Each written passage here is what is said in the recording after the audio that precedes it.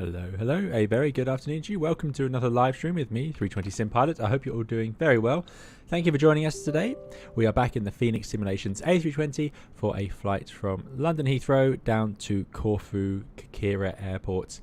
We'll be taking the, as I say, Fenix Simulations A320 CFM engined CEO variant of the A320 in this rather fetching Tales of the World livery, which we haven't seen in the UK for a long time. But this was a livery that British Airways had a while back. It was quite a nice idea, I think, which was the tails were all painted up to represent different countries around the world that British Airways flew to. So we'll talk about that once we're underway. Really nice livery. This is included in the Fenix livery manager, which is very good indeed. And we're going to be the Speedbird 335 for Heathrow to Corfu. That's a flight time of around about 2 hours and 40 minutes.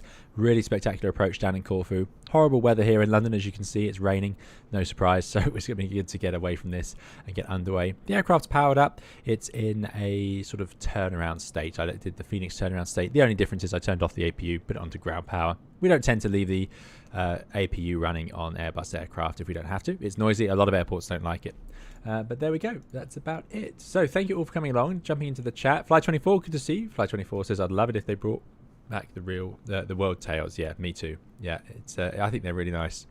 But they were criticised quite heavily, including by the Prime Minister at the time, and that was the end of them. Lazarus, good to see you. Lazarus joining in from London City. Thank you. Flight Dispatch 320 loading up the sim. Excellent. We'll see you soon, Flight Dispatch. Thanks for coming along. Phil Norbert, good to see you. I hope you're doing very well. Captain Wazza, thanks for coming and moderating. Great to have you here. Hayden J. Robbins, good to see you as well. Thanks so much for coming along. Joe Clark, Dave Geimer, Wide Womble, thanks for coming to moderate as well. Matt Harben, Dennis G, we've got Nick K is going to use it as an excuse to leave the cleaning and washing. Excellent.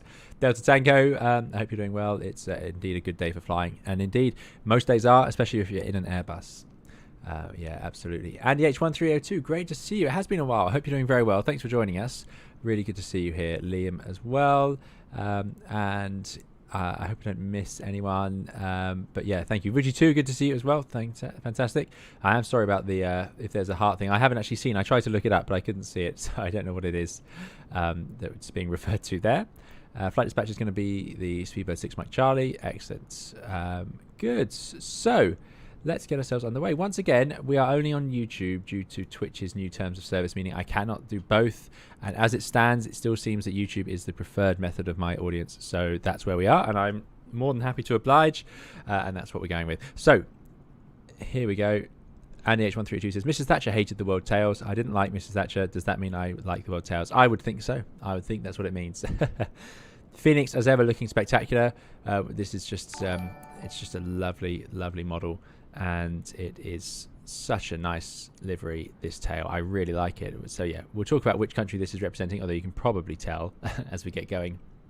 We're over here in London's Heathrow, which we don't fly from very often. Busy airport, one of the busiest in the world. Not a particularly big airport in many senses, but it's certainly the biggest in the UK. And we're parked here. I think we have a colleague there. There we go. Yes, we're all going to be in this livery today. We'll be marching it proudly across Europe down to Corfu. Corfu we've been to on the channel a couple of times. I've just fancied going today. What's going on over there? Is that a ground power unit going along with them and rotating around them? And I think we have a controller here. So there we go. 380 parked up there. Nice. One of the airports where that is realistic, I suppose. Vuji2 says, I might have to jump into the Toliss and fly along just to get away from it. Yeah, you're welcome to jump in and fly along as well. Livery suits the weather, says MSJ. Good to see you. And yes, indeed it does. So this is G-Bus K. And I think that's one of the registrations that had it. I was looking at this livery earlier. Anyway. Ooh, someone's loaded that on us. That's no problem. They'll probably move in just a moment. But that is going to cause a slight issue until they do. Interesting. Well, there we go. You get to see the inside of a model 320 as it moves around. Anthony, good to see you. Thanks for coming along. Full ATC system code, excellent. X-Gamer, good evening from Bahrain. Good evening to you. Thanks for joining us. Hopefully this person realizes they might not notice is the only issue. But if they're watching the stream, I'm hoping they will. But yeah, we are on. Does it tell us what stand we are on? No, I don't think I can see it anywhere. But if you've parked up on this little satellite terminal, if you wouldn't mind reparking, shows you how close the models are. And you can just see the difference in the engines there. CFMs have slightly larger intake than the IE. They would look a bit smaller. Noses match pretty well. Main gear definitely significant difference on those.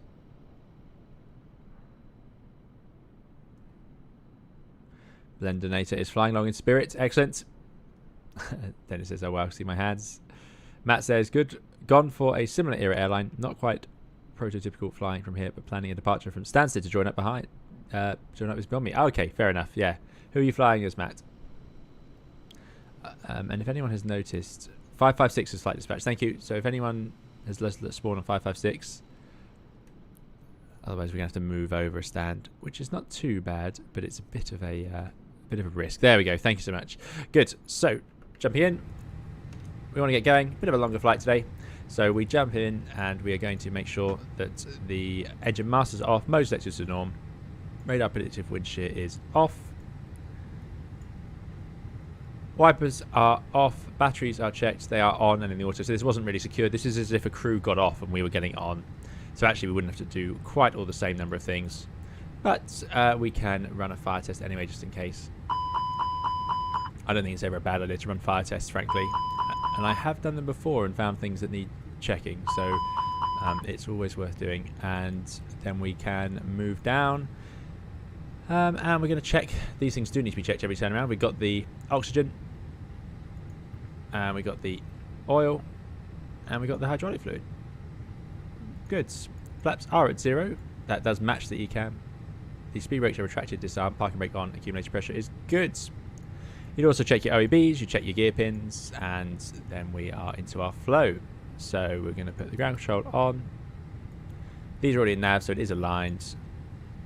We've got the strobes on auto, nav lights on 1, auto for the slow smoking, and arm for the emergency lights. Electric panel, leave as it is. Fuel pumps, in theory, we can turn them on now. No one does. And then these panels can stay as they are. Moving down, we're going to set up the FGCP soon. We're going to set up the QNH soon when we go to the weather. And we move down, check that everything else is in the right place. Landing gear stowed, or the gravity gear stowed, and the anti-skid nose for steering is on. Great. Let's go into the... Let's just check the config actually before we do anything else, because often we get this wrong. Airframe, DDRMI, yeah, that's fine. Airline modifiable. I want the auto switching. I want the yellow hydraulic steering. Probably not auto TCAS. We will have nav in the go around. We won't have LDEV. And let's have brake fans, but no ice detection. 1,000 feet for the acceleration. Good. So here's our flight. Here's to Corfu. Due out in 16 minutes. We're running a bit late, of course. Here's the weather. Westerlies out of Heathrow, it looks like. 22 degrees. QNH 1008.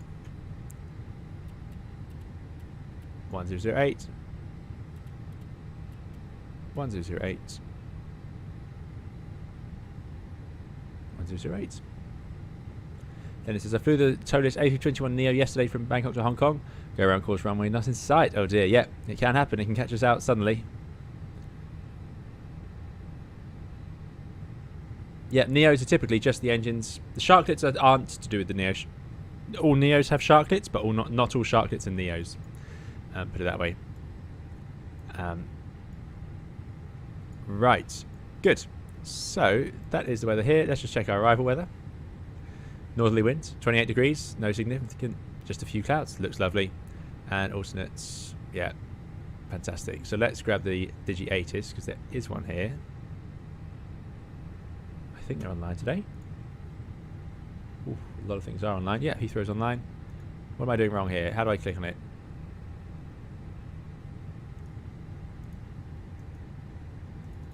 Is it not recognizing VATSIM? I'm sure I just clicked on it before. Anyway, I can grab that over here. So let's write it down. The ATIS is Bravo. Departing 27 left. Wind is 1709. Bearing around. Temperature 22. QNH 1008. You've got some notes here. Exercise caution when manoeuvring in the runway holding areas. Wingtip clearance not assured. Great. Yeah, okay, so a few of us aren't getting the ATIS through there, but that's fine. So we have that there, information Bravo, which will pull up with the clearance. Moving along through this, I've put the flight plan, exclamation mark route, and you'll get the flight plan in the chat if you want to fly along, and it's on the Discord as well. Let us see. So this is planned, loaded, so let's load the aircraft. We're going with 9.9 tons of fuel. The only thing is, I'm actually going to up that a little bit. Let's have, it's like a ton extra, 10.9, taking off 67 tons. We're pretty light, really. So no trouble there. And now we'll load the aircraft. Let's do fast.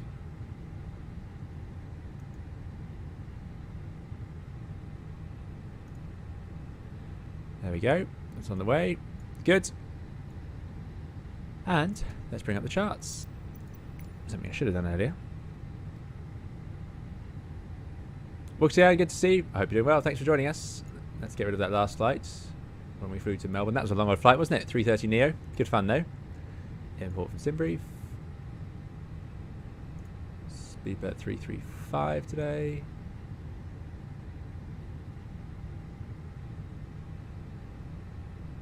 And there's the route. Pretty direct, really, through Europe. Busy. This would be a busy route. You have a lot of radio to talk about. You're going through some of the busy airspace in Europe, over the Alps, over the top of Venice. We always love Venice. And then straight down next to Albania.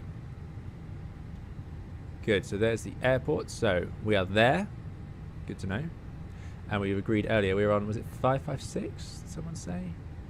Ah, Matt's JMC. Excellent. Yep. I'm very close to using JMC again. We're on stand 556. Thank you. Good. So that is where we are. And 27 left for departure. So that's over here. Good. So quite a long taxi. So we'll get ourselves going fairly soon. We're going out, Detling on the flight plan. So one of these Detling departures off to the east. Let's jump in here. Let's initialize it.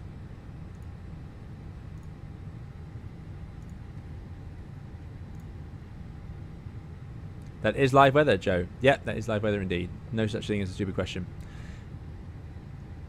Nice long flight indeed. 2 hours 40. I'm not using GSX, Benji. Indeed, the Pratt & Whitneys do make a nice sound. I do agree with that. Good, so there's the init, Alston's of Thessaloniki. GPS primary. Let's load it in. Let me get some lights on for you all. Or as bright as I can get them.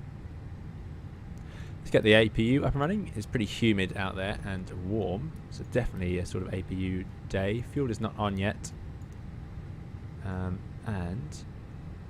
PFD are bright. There we go. And it says no JMC. First choice is what all the cool streamers are flying these days. There you go.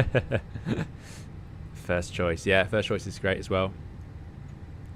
But definitely, I rank first choice livery under Air 2000 Tapestry, JMC and Air Tours. I'd put it above my travel. The important things in life. I did go out. I don't know if any of you saw on the Discord, for those of you watching who love our old British charter airlines. There was somebody posted the Airliner World edition this month has a whole section on charter airlines and a big poster of all the old liveries, including Air 2000, First Choice, My Travel, Air World, all of which we've flown on the channel. So I did go and pick that up. I could not resist. 2 hours 40 indeed, Carso. And there's our checklist. Good. Right, that's loaded in. Uplinked. It puts it in the primary. Yeah, that's fine. So we've done our data. I did update the data, so we are on the correct database, which is nice. Init A, and we said we're going to be the BAW335, Speedbird 335. We have a cost index of 34, cruising at 370.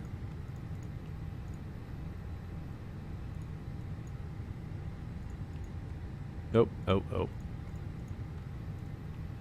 And that's aligned. Good. Put in some wind. Booch2 says, great way to spend the birthday. Glass of Clicot and watching, I didn't say that right, watching a 320 Simplex stream. Fuji2, if it's your birthday, then happy birthday. Thank you so much for joining us today, and I hope you have had a lovely day and morning, and hopefully you have a fantastic evening after this as well. But thank you so much for coming along, and happy birthday indeed. Great to see you here. There we go. So it's got the different phases in. We're departing from 27 left. That means we said we want to go via Detling. There's only one option. That's nice and easy. And then Detling's over and onwards we go. Arriving into Corfu. We will have set this up as we go. It'll be 3-4. I don't know which one of those we'll use. And we are arriving via... Sorry, I know I'm making it look like I know this off by heart. I don't. I have the flight plan open next to me. Let me bring that into here. Super easy to do in the Fenix. We've spoken to Katie Pilot about this EFB. It's fantastic. Import the flight plan. There we go. Lots of people with a defunct airline fetish hoovering them up. So Captain Wazza tried to get Airliner World at the supermarket. Seen they were all out. Now I know why. Yeah, exactly. Yeah. There's not many people in the country that that edition was made specifically for, but this channel is one of them. Road on, and let's just see the flight plan arrival. Going in via Pitas 2 Alpha. Far too many arrivals, especially as we won't choose to run runway. Via? No, that'll be through the overhead. Okay, so insert. There we go. So we have our flight plan. Let's now check that departure. I'm confident the departure can't change because there is only one of that runway in that direction. But there it goes. Left turn out. Down to EPM, Epsom, and then we go left, climbing up to 6,000 feet. So it's ahead 1 mile, left turn 136 down towards Epsom, and then left. And there's no, it's not like Gatwick, is it? There's no steps, so we go straight up to 6,000. Good. That's what I thought. 6,000. And there it is, done. Out to Detling, and then off we go on our flight. Lovely. How's the loading going? Boarding complete. Just in time. APU's warmed up now, so we'll give some APU bleed, get rid of the ground power. And that's all loaded. We have a zero fuel weight of 56.5 and a max zero fuel 31.4. We've got a fuel on board of 10.9.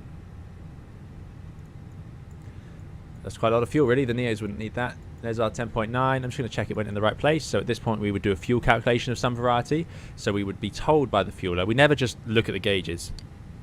The fueler would have come with us with a receipt, and it's vitally important we get that receipt checked. We check the litres, we check the density of the fuel, because obviously litres only works as a volume. It doesn't tell us how much fuel's gone on, because in warmer weather we'd have more litres. So we then correct it for density, and then we can make sure that that adds up with what we were told the aeroplane had when it arrived.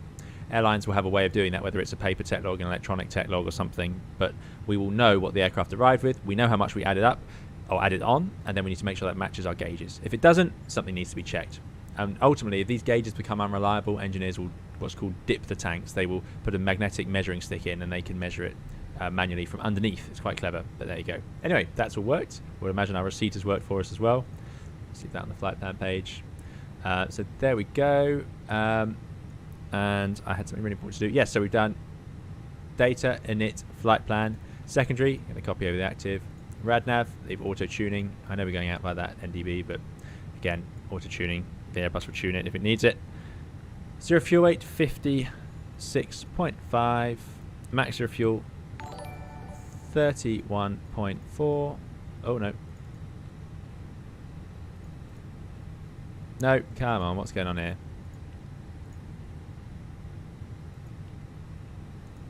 There we go. Thanks, Rich, for the subscription. And a block fuel of 10.9. In it goes. Takeoff weight 67.2. So, pretty heavy. Pretty heavy. Landing at 60.2, pretty reasonable. And alternate LGTS. And let's just check what our alternate fuel is supposed to be.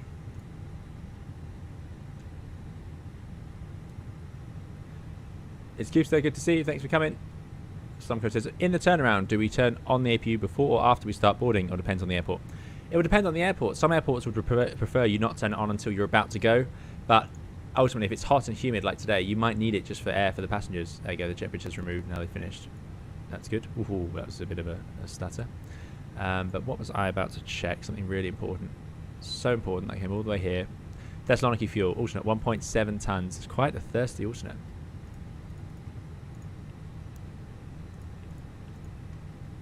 There it is. So we have 600 extra. I added a ton, so actually this is expected to be a bit thirsty. We know, however, the Phoenix underburns slightly. So there we go. Good. So we checked that. That can go there. We're on the right QNH. We got the 6,000. So finally, performance then. Let it be done. Perf time. From runway 27 left. Thanks, Rich Allen. Glad you like the videos. Benji says, is the block fuel always in terms of kilograms when setting up A320 regardless of region? No, it will depend on the region and what your aircraft is configured for. 27 left. It's wet today. Unusual. But there we go. Optimum config. No, we don't want toga. No, we don't anti-ice. It's too warm. Backs, let's leave them on because it's very humid. Sink the weights in. Sink the weather in. And let's go from... we never do this. Let's pick an intersection because there's no way we need the full length of Heathrow. This is one of those charts that is not the full thing, so let's add in something a bit more useful. Taxiing sounds useful, doesn't it? Yeah, that looks good. Let's have a taxi chart. So, should we put in... I mean, we could easily take off from 4 Whiskey. This is a massive runway. I think they're about 4 kilometers. So, let's go 4 Whiskey. So, can I just put it in? That's South 4 Whiskey. There's 4. I can see it. I can see it. Yep. 2411. And then we get the performance. Look at that. Limiting it, not really limited at all, 77 tons. So it's 1200 shift, flaps 1. Now I'm not going to put the shift in. But let's go flap 1. We're going to go with 54 on the flex. So this is not a very efficient way to do it. Flap 1 is good. Flex 54 is low. If we were to go further along the runway, let's try 3.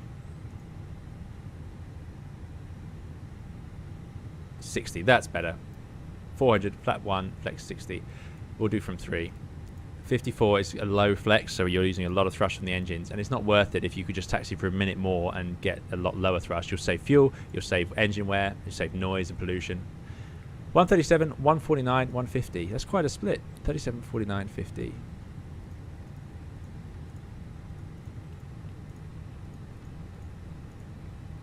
$37, 49, 50. 0. It's going to be a theme of today, I can tell.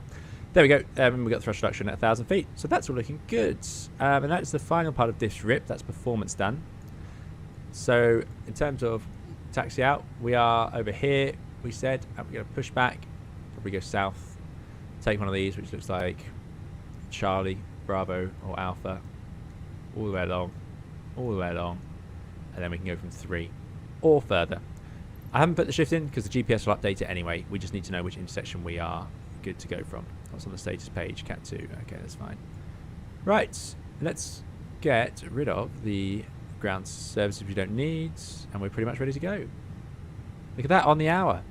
So we'll go to ground services. Goodbye GPU. Hello tug. Chocks and cones going.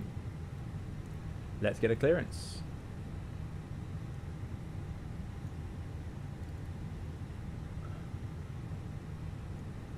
1185.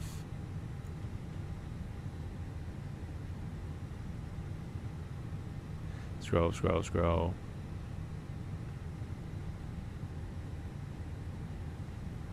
And it says, I have to say that as nostalgic as this Speedbird livery is, that nothing will ever be better than the preceding Landor. Landor is a nice livery. I think we've flown it on the channel. I think we have. Right, 118. Right, leave a hold at November Bravo 3. Thank you. We'll be there 5 on Tango. Super 9095, contact London Control 134.125. Company message. 34125, 3.905, goodbye.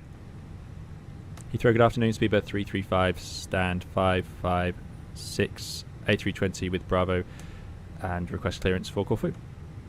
Speedbird 335, hello, please to Corfu, Deadline 2 Golf departure, squawk 7774, QNH 1008.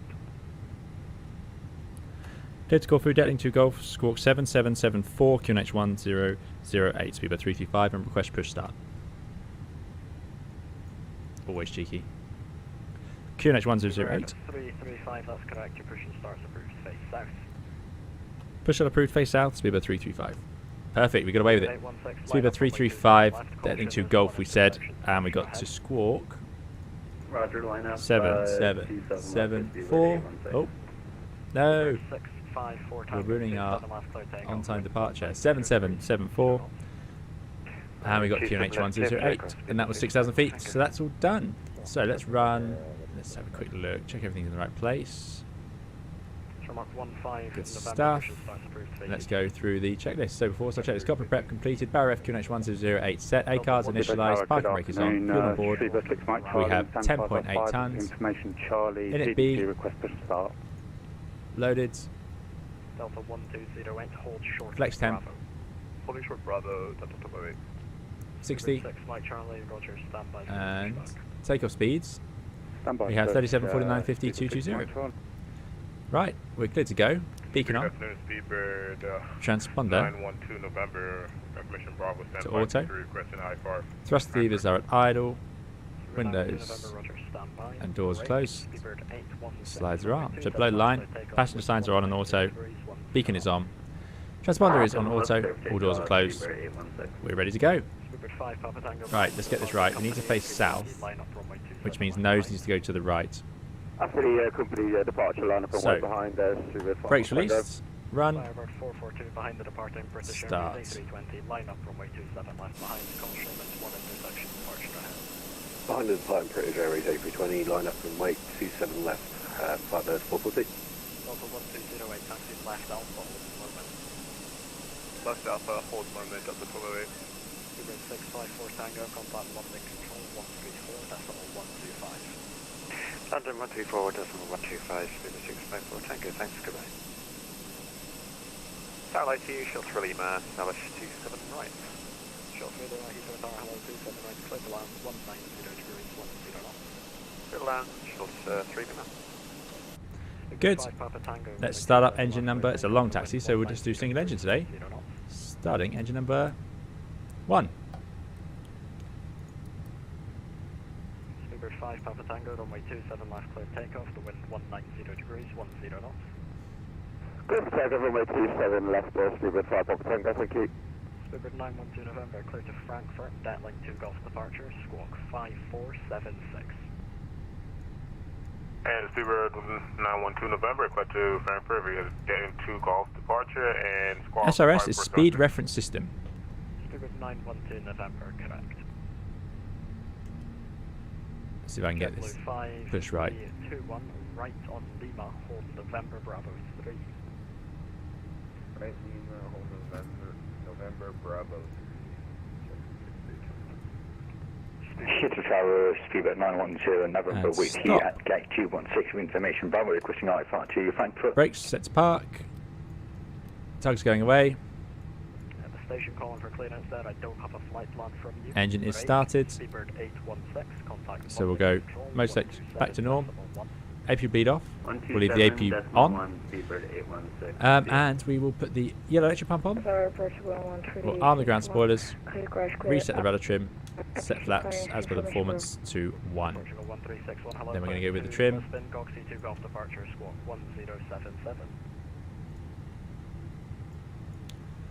28.8. Funny enough, exactly where we are probably. Right. Off goes the tug. We've had the wave. Matthew, Presley, good to see. Matthew says you should point out the centre fuel pump logic when the slats extend.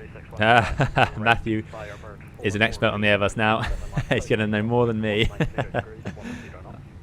Clear takeoff 27 left. So what's going on? Matthew's talking about centre tanks run a test. So here they go running because we put the slats out. They'll do that and it's 2.5 minutes. Once that's done, they will stop. We can't use the centre tank pumps for takeoff. On some aircraft, you don't actually have a warm-up time on the engines, but you cannot take off until the centre tank pumps have stopped their tests. That person's quite loud. So you have to just try to balance the controller and the other traffic. November, do you get my flight plan? Yes, so now you're clear to Frankfurt, Datling 2 Golf the actual limit is not so much the engines on some models, depending on the engines you've got, but it's actually the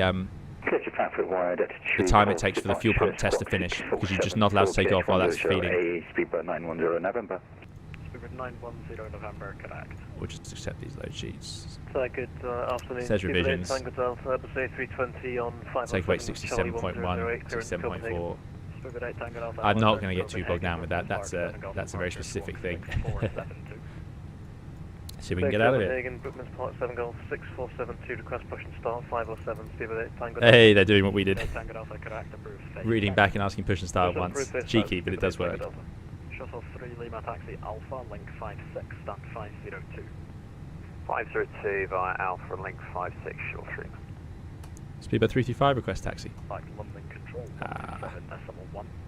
127.1, 5042, thanks for the help, bye bye. Speedbird 335, request taxi. Speedbird 335, taxi left Alpha, hold London. Left Alpha hold, Lomond, Speedbird 335. Speedbird 6, Mike Charlie, after the I assume it's forward. 320 passes left to right behind, pushes We're here. south. Left Alpha, that's sort of the outer taxiway. Lomond is down there. Great. Taxiing on one engine. Taxi, brakes release. 15 November, taxi Bravo. Seatbelt should probably be on. There we go. It does take a little bit more care because The GN 495 first right, hold November Bravo 3. those brakes didn't quite release. There we go. Hold short November Bravo 3. Because of course, yes, the airplane is trying to swerve off to the right the whole time. Bit of gas needed to get going. Now that's interesting. We've got old style runway turn-offs, but LED nose lamp. I like that. You get the brighter white.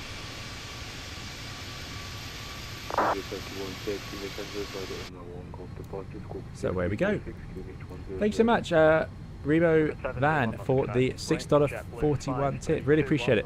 Remo says, enjoying the stream with my 15-year-old daughter. You are a household name here. Keep up the great work. Thanks so much, Remo. Really appreciate it. Glad you're enjoying it, and thanks for the kind message. That's very kind. And thank you for that very kind tip. Really, really appreciate it. I hope you have a great day, and thank you for coming on to the channel, and thank you for saying so. Matthew Presley says in Ralph Wiggum voice, I learned the bus. Yeah, Matthew is all over it now.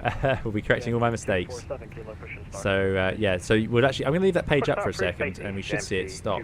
The only thing is it's going to run again. The time is going to be after the second engine start. Line up 7 left to jump for So that's going to be a bit awkward. How much fuel can you save for taxiing single engine? A lot. If you were going to burn 400 kilos taxiing out, like say you had a really long taxi on single engine, you could cut that down to sort of 250, 300. Single engine taxi is a genuine win-win. It saves fuel, it's more efficient, it's just great. There's no reason not to do it if you have a long taxi. It's just about the workload and balancing it. Come on, Airbus, let's go, let's go, let's go. Taking a bit more revving than I imagined it would, but there we go. The controller is saying Lomond, indeed, Frank, yeah. JetBlue 5321, Swarthmore Charlie. Delta Tango says, watch the incident at MSP this week in person. There was almost no SRS. I don't know what that one is. Sorry, I missed that one. Going to get traffic alert 5321. You don't start engine 1 first normally. Engine 1 only starts first if you're doing single engine taxi. Roger. The Airbus was originally designed with engine 2 to be started first because that would power the parking brake. Right on Lima and hold. It has changed a bit since then, but that's still the tradition on the Airbus. So there was a question about intersections. Yes, intersections are. Sorry, I didn't understand the word. We're not going for full length. Then you would tell air traffic control where you want to go from. Some airports will say in their notes, please tell air traffic control if you can't take off from a certain intersection, because they need to know early, because they expect you in smaller sometimes it will say, if you're in an aircraft that's under 100 tons, then you're expected to take off from this intersection, tell us if you can't. Some airports you'll have to backtrack, so you'll have to say, oh, I can't take off from the intersection, so I need to backtrack. Things like that. So yes, it's always coordinated with air traffic control. It's rarely your choice. Some airports, sometimes I'm looking at things like Malaga, where they won't actually specify, and there's just loads of intersections, and it doesn't really matter, and they're all next to each other. Right, now we have a bit of speed going. Brake check. Yep, they're all good. left, clear for takeoff, Jump 495. Sharmark 15 November. Pretty heavy, pretty hot and humid. Let's get onto this taxiway. There's the runway. Seabird 8 Tango Delta Squawk 647. Doesn't look too busy. Lots of showers around. But we'll get ourselves down there, and then we'll get ourselves turned, and then we'll do the engine. Seabird 6 Mike Charlie taxi left. Alex Nightingale says, I was on an EasyJet flight from Gatwick to Hamburg in May, and we also taxied on one engine. Yeah, any busy airport. So if you left from Gatwick, you'd definitely use one engine. Busy airport, and sometimes long taxiways. Why is engine 1 first when you do single engine taxi is a great question. It's because we can run, this number 1 engine runs the green hydraulic system. Number 2 engine runs the yellow hydraulic system. We want both of those systems powered whilst we are taxiing. JetBlue 5321 contact Heathrow. In order to get them both powered, we have a yellow electric pump. The reason we have a yellow electric pump is because it's so that we can run the yellow system and move things like flaps and so on stand, and also the cargo doors, which are all on the yellow system. It can also top up the accumulator on the yellow system. So we have a yellow pump. We do not have a green electric pump. My point being, if we were to start just engine 2 and taxi on just engine 2, we have no way of pressurizing the green system unless we use the hydraulic power transfer unit. It's not really designed to be used like that, and it has another downside, which is it would only run when the parking brake is released, so you'd actually not have nose wheel steering and so on while you're sat still. So it's just not very sensible to run it that way round. And this makes a mockery of the whole thing I said earlier about starting engine 2 first for the parking brake, because clearly, in this case, we didn't. We pushed back, we set the brake, and then we did the yellow pump, which topped it up. So it's like I say, it's more tradition than actual necessity these days. But there was a time when you'd have ground crew connected for every engine start. You know, they'd be looking at the engine, they'd be talking to you, and they wouldn't leave until you'd started both engines. These days, as you can tell, we're going to start the engine as we taxi out. Tower, are we all going to 134, 125? Right, let's start up engine number 2. So get rid of the yellow pump, get the AP really on. And you can see here, we don't actually need the yellow pump on, because now we still have the hydraulics, because the power transfer unit's running. But the point is, it's not really nice for the whole taxi out. I think, though, you might find some airlines do run it like that, and that's why you'll hear the barking dog for the whole taxi. Right, now I'm going to put the, so we've got the AP bleed, good. Selected to ignition, we've got pressure, we'll start engine number 2.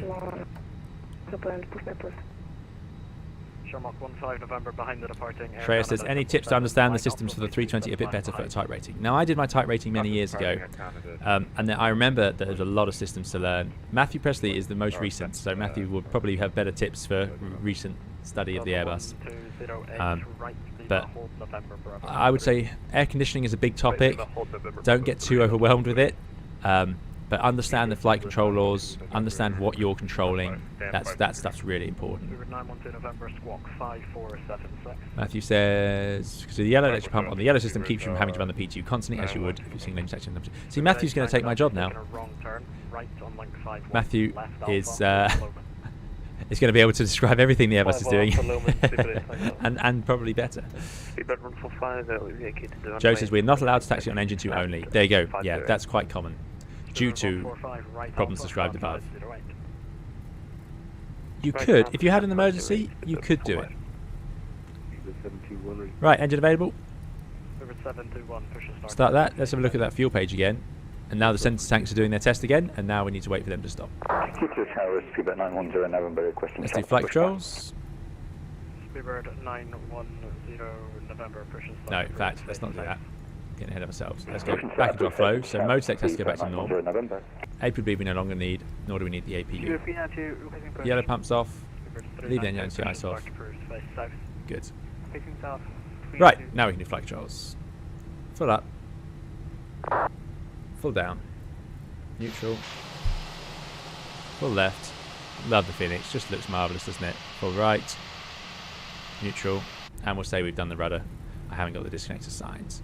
Other pilot would do theirs. They would also put on the predicted wind shear and the weather radar, which we do need one for today. I'm going to put that to TAR8. I'm going to put max on the auto brake.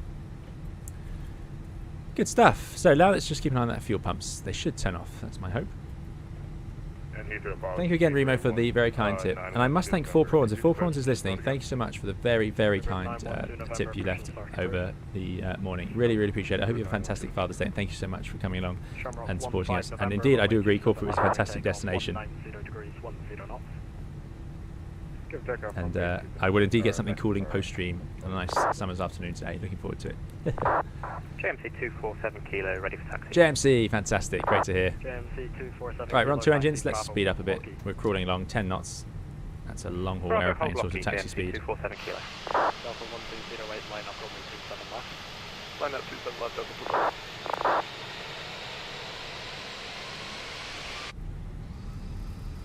Bit much. Don't really want to go with 40% even with just an aeroplane behind you.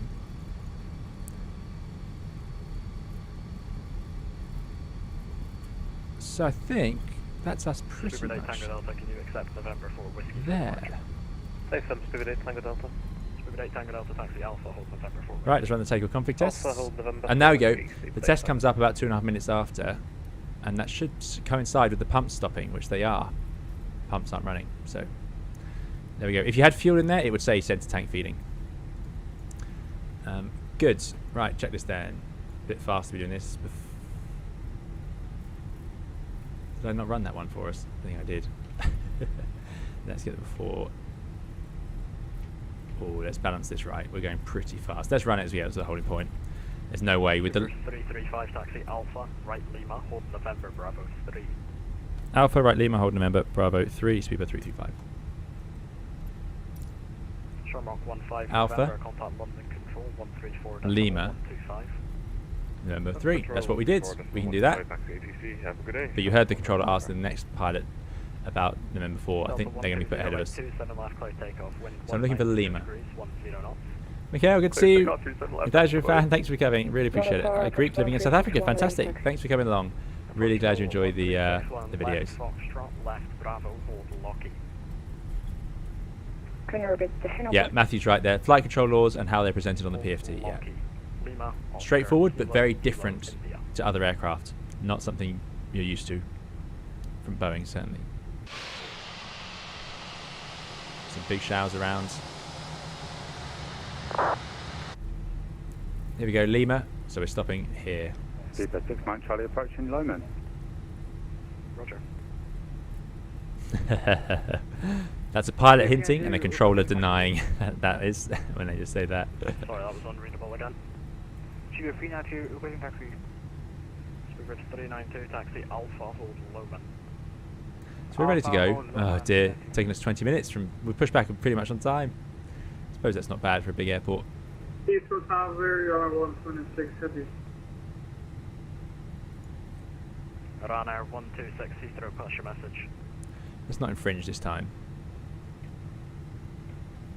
Yellow 126 heavy. I don't think that pilot's going to get behind us. Current to Frankfurt. Brake set. We got Charlie off gate. So, 238.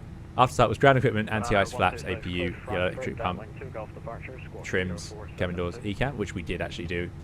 So next is for takeoff checks. Flight controls are checked, TCAS is TRA, departure route confirmed, takeoff runway data and FMA, it's still 27 left, flap 1, leg 60, 3750, glide nav 1 Ryanair FTU, 126, 6000. correct, brakes, Flaps. 335, line up runway 27 left. Line up 27 left, over 335.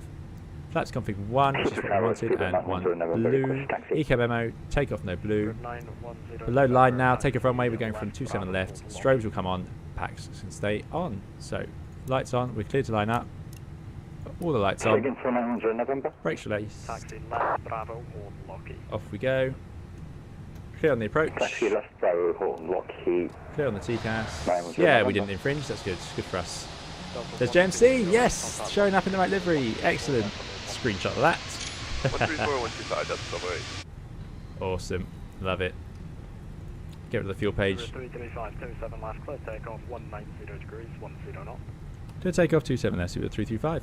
Windy from the left, straight Super Day Tango across. Delta behind the departing company A320, line up runway 27 left behind.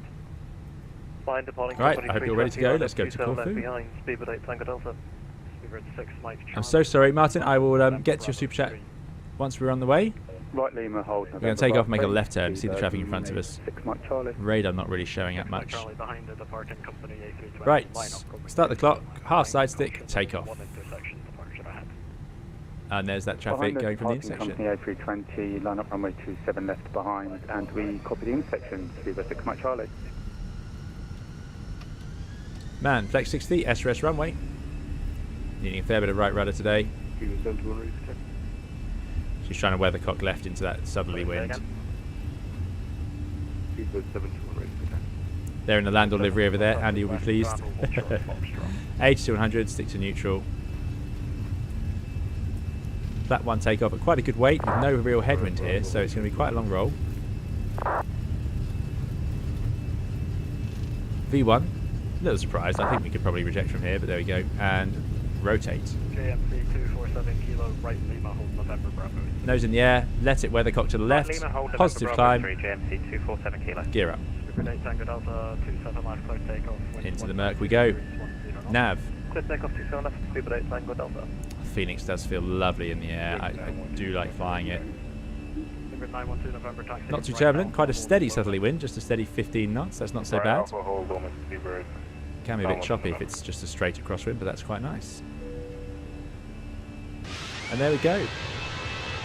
Look at the showers passing through. Back one, click on the thrust levers. Thrust climb, auto thrust. Round the turn. Nordic 442, hello, reachability 5. Awesome. This weather, spot on with showers around, which is what they've got here. Nordic 442. Love the bird, yeah, me too. I totally agree. Martin, thanks so much, Martin, for the 89, I think that's Danish krona. Really appreciate it, Martin. Very kind. Martin says, hello, sir. Wishing you a beautiful summer filled with lots of both sim and real world flying. Thank you so much, Martin. I hope you have a beautiful summer as well. Thank you so much for the super chat. Really, really appreciate it. Thanks for coming along today, and thank you for watching the stream. Above the S-speed now. Flap 0. Disarm the ground spoilers. Clear for takeoff runway 27 left. And we'll engage autopilot 1. 335, contact London control 134, decimal 125. 134, 125, so we're 335. Goodbye. Super 8 Tango Delta, contact London control 134. 775. 125. 775, Speedbird 8 Tango Delta, thanks. Hear that rain on the windscreen. Love it. Behind the departing British Airways A320, line up runway 27. Because remember, we don't just get to fly on nice days. We have to fly in this rubbish. Control on 119.775. So the gear is up. Flaps are at 0. Landing lights are on. The nose lights can go. It's warm enough. We don't need the engine anti-ice. Now, here's the thing. If you're getting shaken around in thunderstorms, now the weather radar isn't working here, but if you were getting shaken around in thunderstorms, what you might consider doing, let's control that vertical speed if it's busy out there, vertical speed. So I'm going to pull it and set 2000. What you might consider doing, Speedbird 335, deckling departure, passing 4,700, climbing 6,000 feet. Anthony, sir, climb now, follow 180. Climb now, flight level 180, Speedbird 335. 180. Delta 1208, the further climb at your discretion. Monitor Uniform 180. Bye-bye. Pull. Set standards. Set standards. That is thrust climb, open climb, out blue, 180. Good stuff. Yeah, what you might consider doing is, if you're getting bounced around enough and there's heavy rain like we've got now, I might want the ignition on. Now the ignition was on when the flaps are out, and it's also on if the engine anti-ice is on, as you can see here. If my sim doesn't crash. Good. My goodness, it's struggling there. Speedbird 335, fly heading 090 degrees. Heading 090, Speedbird 335. It's easy 104 Juliet, climb now, heading 130. 090. So as the engine anti-ice comes on, it should actually say ignition.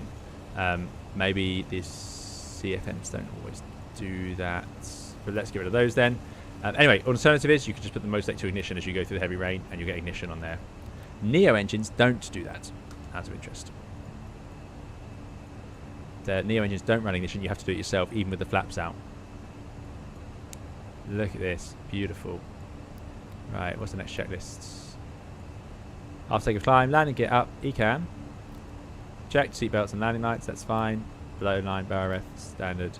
Standards. After take a climb, checks complete then. Timer off, because that's all set.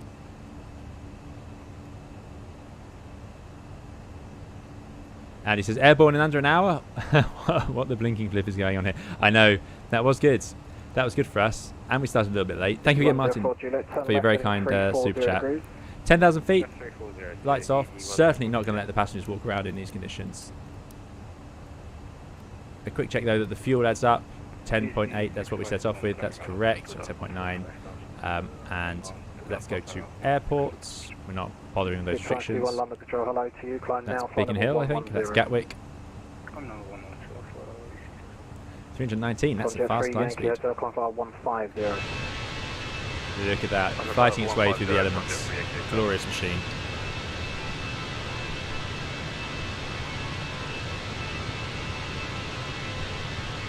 Thank you all for coming along today. I hope you've enjoyed the departure. The arrival is really spectacular. But if you are watching and you're thinking of leaving for a bit, do please leave a like if you've enjoyed the departure. It makes a big difference to our channel, especially as I haven't been able to stream as much as I'd like. The likes make a huge difference to us at the moment, so that'd be very kind if you are enjoying. London, good afternoon. Speedbird 6 Mike Charlie with you on the Detling departure 6000. Someone says, looks like Heathrow busier than in real life. Nick says, would you use engine anti-ice? Not yet.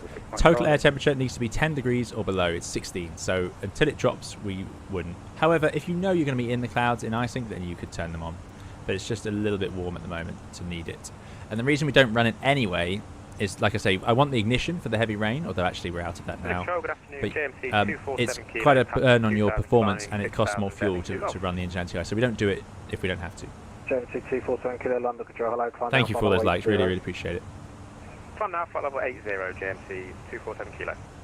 Speedbird 335 is in your navigation direct Dover. Direct Dover, Speedbird 335. Speedbird 6 Mike Charlie, climb file 180. Dover.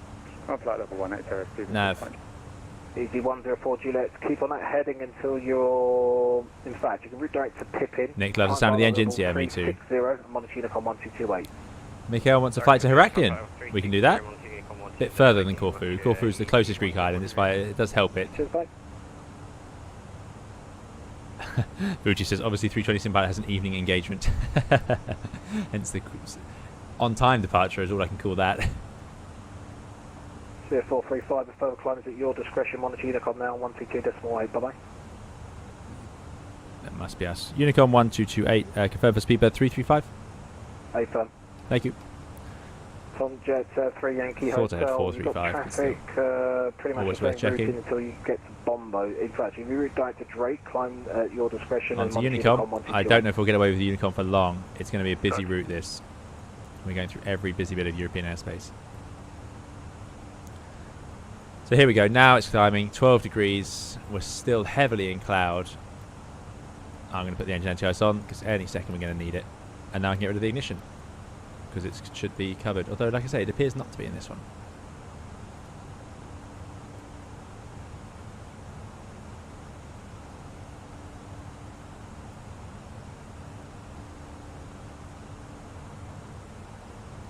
Matthew says, then you fly the 321 and the fuel system works completely differently. Wings only feed the engines and the centre tops up the wings. Indeed, yeah, 321 is a very different system.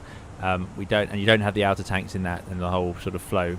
Why? I still don't know. I don't know whether the wings are stronger or something. I don't need it. Something like that. You need to turn the fuel pumps on, Dennis, before engine start. It will start, but it will just be gravity feeding in that case, so you should turn them on before. Right, goodness me. Once a Dodge has super chatted £50. Wow, once Dodge says, I'm starting my PPL. Let me just check if it's the right way around. Goodness me. I was just reading back through the chat. Andy Robinson, let's do Andy first. Andy first there. Andy says, very kind, $10 super chat. Andy says, thanks for keeping me entertained until the Canadian GP. Yes, that's later this evening, isn't it? We're back on an old Sunday stream. There's our 180 without star, by the way. We were told we can climb as we wish. We were going to go up to 370. It's good. Recommended max 375. So no, let's go to 350. That's annoying. One of our colleagues might be able to beat us in this case to 37 if they're light enough to start with. Let's come up and climb out blue 350. And there's storms again.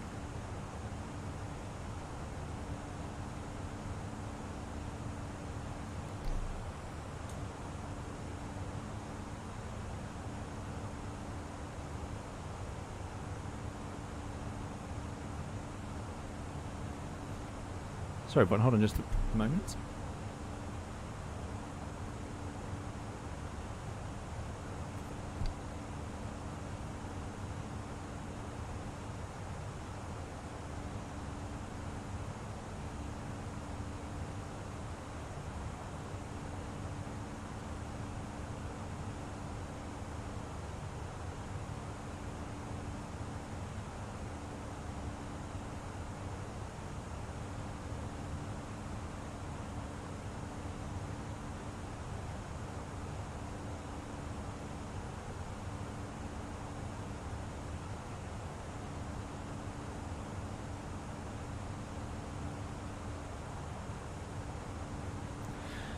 Right, sorry, I am back. So we're going up to 350 out blue, passing through 20,000 feet. All good. Sorry about that. Yeah, so we definitely need the engine energized now. It's +7. Although we are breaking out the miserable weather. It's now behind us. Plane to be nice and clean. That will wash some of the bugs off the windscreen. Look at that weather, lovely. So, what was I saying? Course, I was saying a very kind thank you to Andy Robinson. Andy's kindly super chatted $10 and says thanks for keeping me entertained till Canadian GP. Indeed, thank you, Andy. Thanks for coming along. Thank you so much for that very kind super chat. Really appreciate it, and enjoy the GP later on. I won't be able to see anything until the highlights later. Probably not till I'm on YouTube, really. But yeah, thank you so much, Andy. And Once a Dodge is incredibly generous at £50 super chat. Once a Dodge, thank you so much. Once a Dodge says I'm starting my PPO down in Brighton in a Piper Warrior. What is surprising is how much you need to look out for other aircraft. I've always assumed every flight needs a flight plan and ATC would alert you in case of a collision. Not the case. Once Dodge, thank you for the very, very kind super chat. I really appreciate it. It's very kind of you indeed to support the channel, and that is really, really appreciated. Indeed, so what Once Dodge is talking about there is when you're doing private flying, you basically stay outside of controlled airspace. What I'm doing here is flying around in controlled airspace in the A320. This is actually in many ways a lot easier. It's quite a nice view, isn't it, with the wide angle? Because we are always pretty much controlled by air traffic control. We stay in what's called Class A airspace. We do sometimes deviate into others, but we'll always have what's called a deconfliction service. So air traffic control will point us away from other aeroplanes.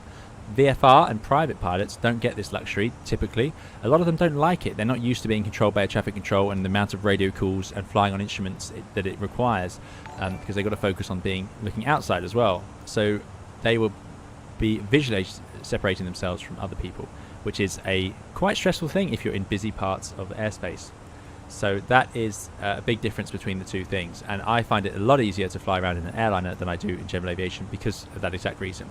Also, all airliners have TCAS, so as we get up into the upper airspace like we are now, everything around is going to have TCAS, and by the time you're up into RVSM airspace, it has to. So that means I know that even if I don't see it, which, let's face it, is pretty difficult when you're flying through a cloud or when you are dealing with the speeds and the size of aircraft up there. They're moving very fast and they're not very big. You need TCAS, really. Visual separation is more difficult. But yeah, thanks so much. Thank you, Andy, and thank you, Once a Dodge. Really appreciate it, and that's very, very generous, Once a Dodge. Very kind of you. And yeah, sorry about the pause there. Just had to sort something out. Thank you to Craig for the subscription. Yeah, so we are breaking out of the bad weather, and then this is accurate. I had a look at the radar. You can get different weather apps that show it. And yeah, there's a wall of sort of cells and storms coming up into the South UK from France, and that's what they are. You can see them there. The showers are starting to affect, but we are breaking free into the sunshine. So let's let the seatbelts go and turn off the engine anti-ice.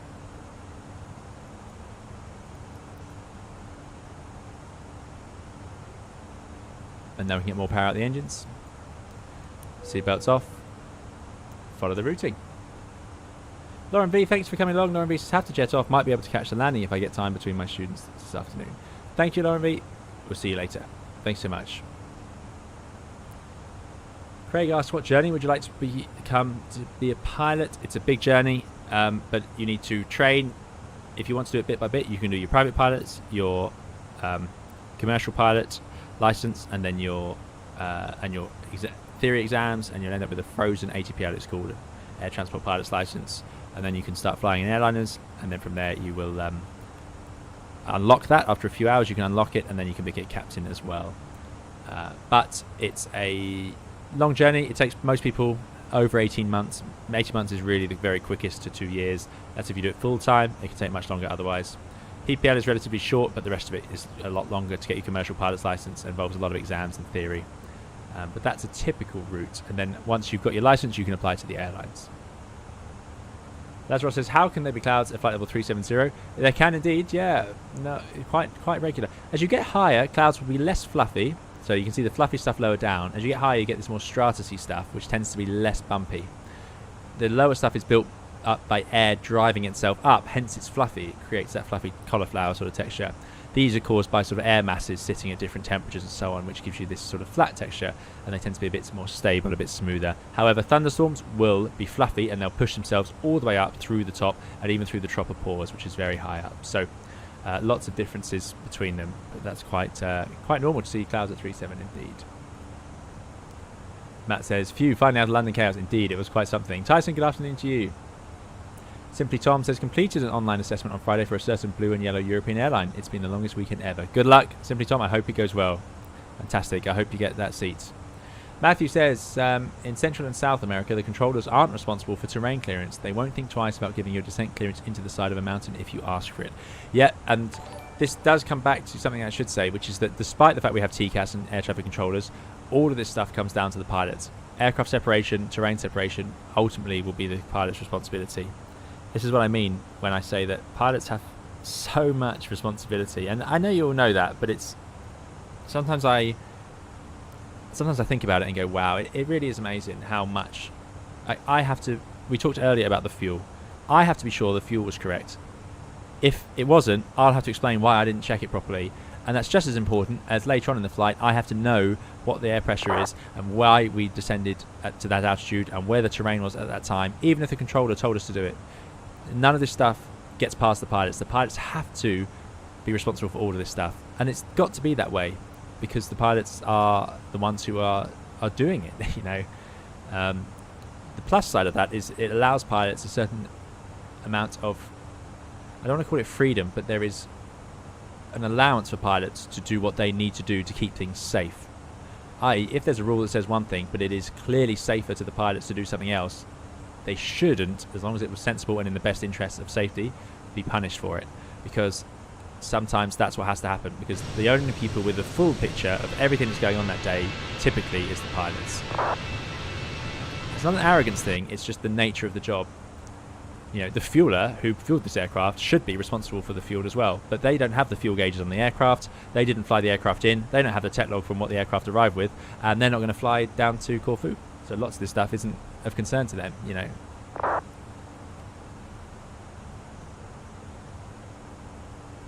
Elliot Woodford says, learned so much from your bids, 320 Sim Pilot. Thanks for your uploads. You're very, very welcome. Very welcome. Nick says, when's the next podcast? I'm truck driving in the US and podcasts are my entertainment for 10 hours of driving. Yes, I bet they are. I'm sorting out. I have a range now. We had some interesting chats last time about who we'd like on. I'm having difficulty due to workload with getting initially Barney back, which is causing me a problem because I haven't done one on my own yet, and I don't know how well received a podcast where I talk on my own would be. So I'm trying to sort out other guests as well, but that is, you know, you've got to be careful with that because they don't necessarily know my channel or anything like that. So I'm working on it and thinking through it.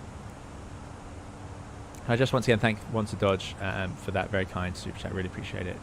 WeXCN has an anti-ice question. What if it's too dark to see whether you're in visible condensation conditions? My guess has either been use the weather radar or always anti-ice if you can't see. Easy answer. I've got an answer for that, WeXCN. All it is in cloud at night, you're going to see the strobe lights, so you will know you're in cloud. So like now, we would get the flashing of the strobe off the moisture in the air so we can see. That's how you do it.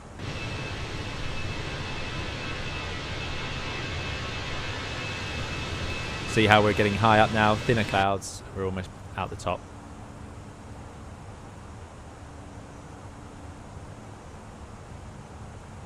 Matthew Presley says, had a 5-leg day a few years ago where we flew through the same line of thunderstorms on all 5 legs, and as is tradition, that was go home day. Oof, that's a long day, Matthew.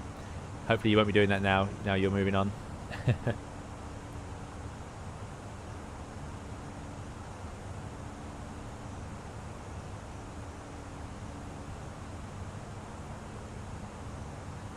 Shreya says, why do you push the stick forward initially on the takeoff roll? That is in order to put weight on the nose gear. The nose gear provides the steering initially, so that's what that's doing.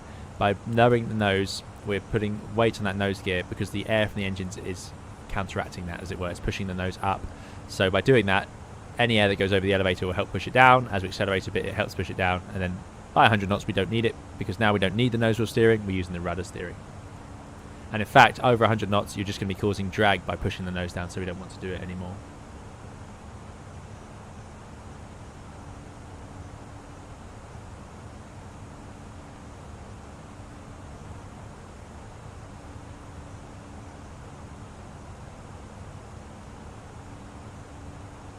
Philip says, "Hey Captain, is there a cruise control for rolling?" And my cat ran away again, but I caught it. Excellent, Philip. Well done catching your cat. Yeah, the autopilot does indeed cruise control rolling. It does left and right, as well as up and down.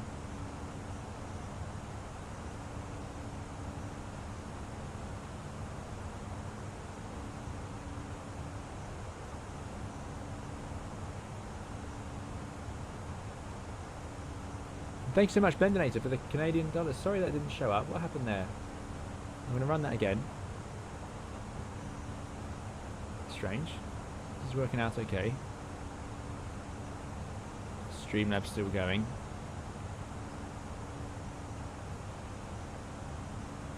Or did I miss it? But Blendinator, thanks so much for the 11 Canadian dollar super chat. Really, really appreciate it. We've got a...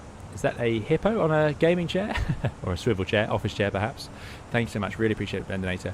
Very, very kind of you. I hope you're having a good day. Thanks for joining us today, and sorry that that hasn't shown up. I don't know what's going on with the alerts.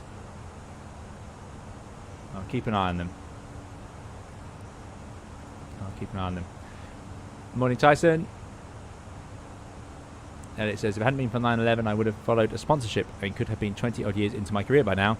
Being priced out of a dream career is very frustrating. Yes, fair enough. I can imagine it is. Sorry to hear that, Elliot. Then it says, Cotton Candy Cloud. How are you doing today? Doing well. Doing well. There's our last 1,000 to go, up to 3.5. Sadly, we're not going to get out of it. That's going to ruin our view slightly. This does happen. It's rare on the jets. On the turboprop aircraft, much more common. Pretty unusual on a jet to get stuck in cloud. I think we'll get past it soon. There we go. Oh, there's an alert. So that worked. So thanks so much, Nick Kate, for the £5 super chat. Really appreciate it. Nick says, speaking of responsibility, I was recently sent on a mental health first aid course for work. In general terms, how are airlines at dealing with it? Nick, thanks so much for the super chat. Really, really appreciate it. Thanks for supporting the channel and coming along once again to a stream. It's a great question. How do airlines deal with mental health? As you probably... now I have to be careful what I say here. It's going to be specific to each airline, and it's going to be specific to each country.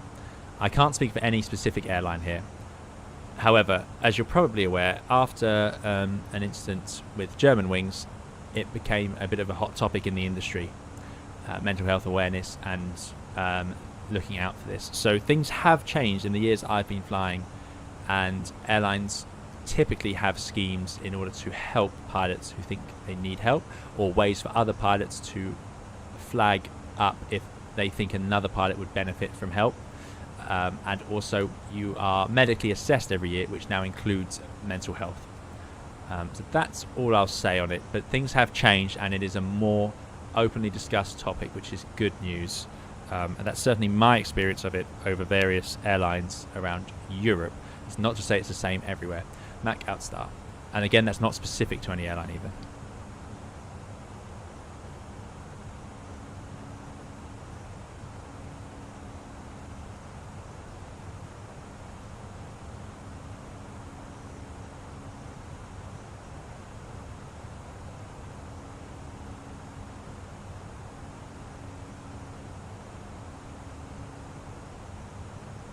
Okay, recommended max 377. I don't want to go any higher. So what I'll do, I'll put 350 in the cruise now. That'll then change us to out cruise mode. I hope Matthew's watching this. This is stuff that he'll see every day. So yeah, out cruise mode. Because now, as Matthew knows, the airplane can drift up and down a bit on the altitude without changing power, which Airbus considers to be more efficient. Optimum 350, so that's good. Recommended max 377. Now we were planned at 370. Ultimately, there's quite a long flight, so I don't suspect... Let's just put in Corfu. How far away is it? Still 960 miles to go. I don't suspect 350 will be the optimum for long, and it's going to rise So our recommended max, as we burn off that fuel, we're at 65 tons. It's quite warm as well, but as we burn off that fuel, it's going to become an option to climb. So what I'm going to do is go flight plan. I'm going to select next to it. I'm going to put step outs, and then I'm just going to type in 370, and the aeroplane will tell me when it's most efficient to do it. You can leave it here. It should calculate it.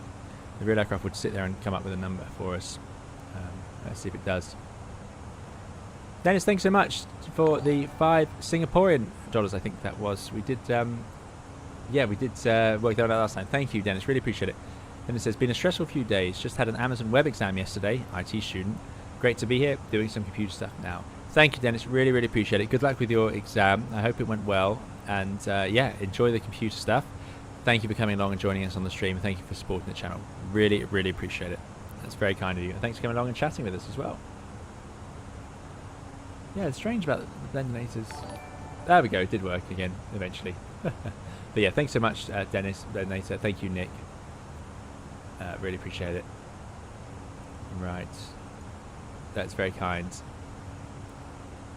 Matthew says... let's see... Simon would like FPS drops to be fixed. By the way, this isn't doing what the aircraft would do. Aircraft would actually type it in. It would say plus or minus, so it will give you a delta or a difference on the time and the fuel. Now, let's just insert it and see if it puts it anywhere.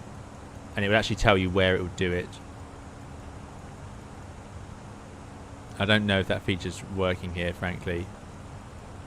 Because it didn't say no optimum, and it also hasn't given it to us. So yeah, we'll just put it in when we fancy. When I see that go up. Probably in like an hour or so. Right, there were some questions here. Nav 1 or Nav 2 lights, asked Frank. That's a good question. Nearly always, I don't have any way of knowing that. I would just do one of them. Probably one most commonly. Probably one most commonly. But there's, I don't know if airlines have, some airlines may have a rule on that. But it will vary. Personally, I just put whatever.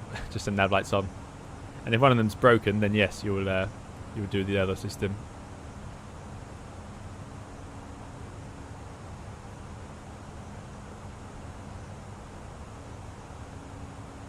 Flight dispatch says, I get you said the GPS will work out the takeoff shift. When I was in the cockpit, I saw the flight deck enter in the shift. It was a 20-year-old 320. Could this be company SOP? It could well be, flight dispatch. Entering the shift, some airlines will do anyway. It's not required on the Airbus unless it doesn't have GPS. If it doesn't have GPS, then it is absolutely needs to be correct.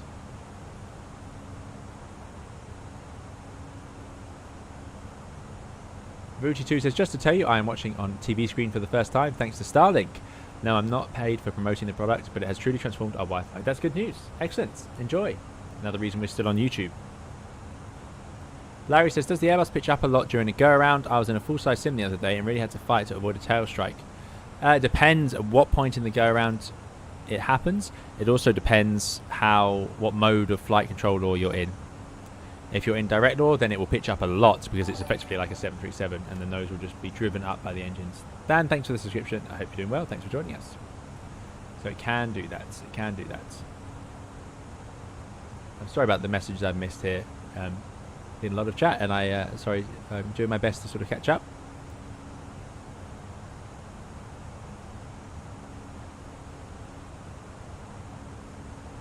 Undercover Rubber Duck says, do you have any casual time during the cruise, or is the whole flight monitoring and writing down stuff? Of course, you work the whole flight, but is there some time for coffee and chat?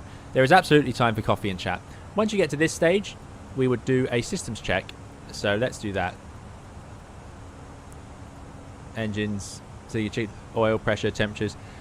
Now, this would all be alerted to you by ECAM if there was a problem, but you can just start to get a sense if anything funny is happening. Maybe you look at the green and go, ooh, that's getting a bit lower than I'd like. This is actually fine and normal, but that's the sort of thing you might be doing before the alerts are triggered. The alerts are all triggered by certain criteria, you see. Now that all looks good to me. You'd do the TCAS below. You'd do a fuel check of some variety. So we've burnt 2.2 tons plus 8.7. So that's 8 plus 2.2. So that's 8, 9, 10, 10.7, 10.8. That's the fuel we left with, 10.9-ish, so that's good. It's balanced, and it still looks like we'll arrive with enough. So you check that you think you're going to arrive with what you thought. And there you go, we took a ton extra. We've got 1.5 extra, so that's good. That's our contingency fuel plus our ton extra. and the alternate fuel intact. So that's about what we would expect, and we know the Phoenix is going to actually be it's going to save fuel now. But now, yeah, what are you going to do? Well, you're going to monitor things. You're going to be doing radio calls. It'll be busy. We're going through busy airspace here. It's unusual on VATSIM, but actually in the real world, this would be an incredibly busy route. You'd be talking to a lot of controllers. You'd be listening out because lots of airplanes will be talking all at once. You're also going to be monitoring those systems as you go. And yeah, once you've done that, and in between doing that, there's time for a coffee. But all the time, even when you're drinking your coffee, even when you're chatting, you're looking at this. This PFD really doesn't stay out of your eyesight for long. It's just so important. Has the speed gone mad? Is the altitude deviating? Has the speed gone mad? Is the altitude deviating? And you'll check those things for the 2, 3, 4, 5 hours that you're flying the Airbus. It's not to say you have to stare at it. You can look away and you'll look at each other and you'll chat, but it's always something you'll end up doing. Something I end up doing sometimes is if we're talking and I'm looking across, I might be looking at their PFD instead. Just to make sure we're just keeping an eye on it. But yeah, good question. Matthew, so talking about mental health, Matthew says, we have a great union-led program that the company has put their weight behind for mental health at my company. Probably the best thing my company has done. Very good. Good to hear. Hayden says, more and more companies are talking about mental health seriously now. About time too. Absolutely. It absolutely is. Giuseppe says, did you see the new ESSA? I'm exploring it now, and boy, this looks good. I did see it, and I have not got it. I wanted to get it, so thank you, Giuseppe. I will do that. Thanks for coming along. I hope you're doing well. Good to see you here. Yeah, that's the new Orbex Stockholm Arlanda Airport. Scenery. Wedge says, how far away from an airport are you informed that you are required to do an auto land, or can you request an auto land when the weather forecast is bad? You can request an auto land when it's bad. It will be notified to you, about half an hour before you get there. You'll get the latest weather, and then you'll really decide, do we need to do one? If the forecast was fog all morning, then you would probably have prepared for one anyway. But about half an hour before, at your top of descent, you'll have got the weather and you'll know if it's likely.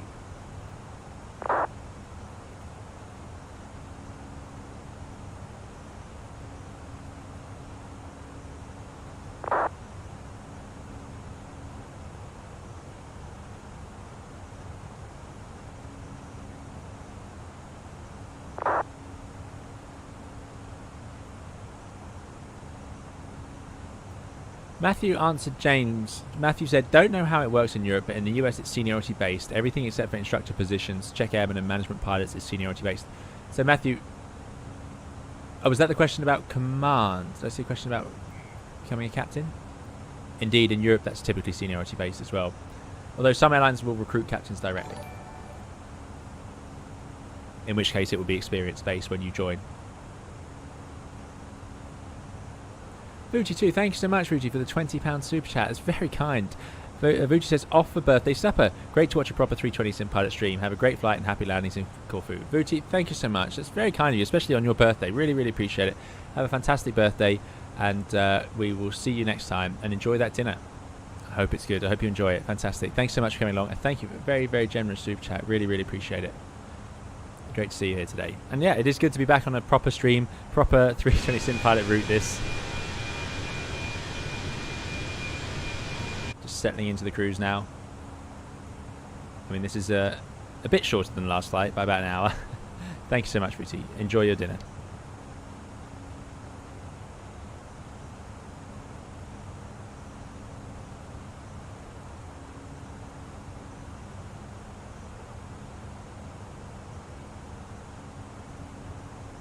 Once a Dodge says, my pleasure. I've learned quite a lot, and it's always fascinating to hear you talk through everything. Knowledge is valuable. That's very kind of you, Once a Dodge. Thank you. Really appreciate it. Blendernator says perhaps because it was a sticker instead of a chat. I think it worked though. It did work eventually. I don't know why at the start, but thank you, Blendernator. Appreciate it. Thank you again to Booty. Adrian says, hi, I like your videos and live streams. I hope you'll fly to Romania in the future or Budapest in a live stream. I believe we've flown to Budapest, but we can go back one day. Absolutely. Thank you, Adrian. Appreciate it.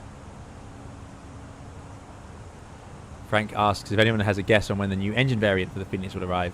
Yeah, I don't know. I don't know. Mo, hello to you. James says, sorry, 320 sim pilot. No, did you say sorry? My question was, is becoming a captain in the UK based on time flown? For example, if you fly for X amount of hours, you become a captain? You have to have flown for X amount of hours to become a captain. But just because you've done that many hours doesn't mean you can be a captain. It then comes down to seniority. So once you meet the requirement to be a captain, it's then seniority. So airlines will have a minimum amount, which is usually higher than the legal minimum to be a captain. But yeah, that's how it's done. Elliot asks, on one of your vids you mentioned how elevator flare law or function on landing can differ between NEO and CO. Can you elaborate? Well remembered, Elliot. Yes. So Matthew is going to find this out, I imagine, if Matthew's airline has COs and NEOs. All Airbus aircraft have what's called a flare law, except for the 321 NEOs. In the flare law, so we're in normal law now. In normal law, when you come into land, the aircraft goes into what's called flare law, ready for the flare. The flare is as you raise the nose just before touchdown to put the aircraft in the sort of landing position. Flare law in the Airbus means that as you pass through 50 feet, it freezes all the trim, and then as you get through 30 feet, it starts to lower that nose down. I think it's 30 feet. Is it 40 feet? Oh, it's been a long time since I've studied that. Anyway, shortly after it freezes the trim, and I'm talking the last 50 feet for landing, it then starts to gradually lower the nose, and the pilots have to then pull back on the side stick, i.e. flare the aircraft. Airbus did this because the Airbus didn't feel very natural. The reason it didn't is because it comes in at 1G with the side stick, so you don't actually have to do much. And then the flare was such a small amount of flare, it didn't feel right. And the pilots, it's hard to adjust this very small, shallow flare. So Airbus have the flare law where it actually puts the nose down and you have to counteract it. Now you don't notice this, it feels like you're just landing the aircraft, but what's actually happening is it's becoming slightly nose heavy just as you go to flare it, which helps you put in a more natural feeling flare that the pilots like landing. That's something that Airbus would have come up with its test pilots to make it feel sensible to line pilots like myself. Now, for some reason, and I don't know what the reason is, I really don't, I would love to have an Airbus official explain this to me, but the 321 NEO, not all of them have flare law. They have a different version of flare law, and in their version, instead of what I just described, the Airbus actually reverts to, not suddenly, but it does sort of blend into an almost like a direct law, where you're just directly controlling the elevator, you're directly controlling the engines, there's a pitch power couple, there's all sorts. So they feel very different. On those aircraft, when you idle the engines, there is a big pitch power change, and the nose actually drops on you, and you have to counteract it with the side stick. It's very different to the other Airbus aircraft, and I don't know why. I don't know what the logic is, but that is the difference. 320 NEOs do have flare law. They're pretty similar. However, NEO engines have another effect, which is they have bigger fans than this. So IAE engines, you would not idle. Can you hear me, by the way, when I'm on the outside view? I'm not sure if I'm too... Let me just quieten it down a bit. Yeah, CFM engines have bigger fans, so when you idle these, the aircraft drops a bit quicker. So you would idle a CFM Airbus slightly later than you would a IAE aircraft, and the NEOs are even bigger fans, so you idle them a bit later too.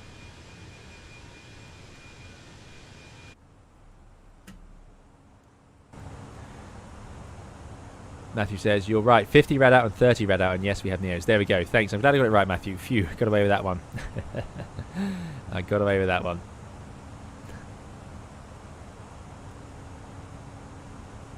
Joe says, it's still very uncomfortable coming from a Boeing. Yeah, it's very different, but flying the Airbus, I think, is a treat. I think you'll get used to it. My first instructor on the Airbus said to me about the side stick, and he's just said, there's no other way to fly. And I think it's great, and I think you'll learn to love it. But that is a difference of the Airbus, and I'm not sure why the Neo 21s are like that. You're welcome, Elliot. Thanks for coming and asking.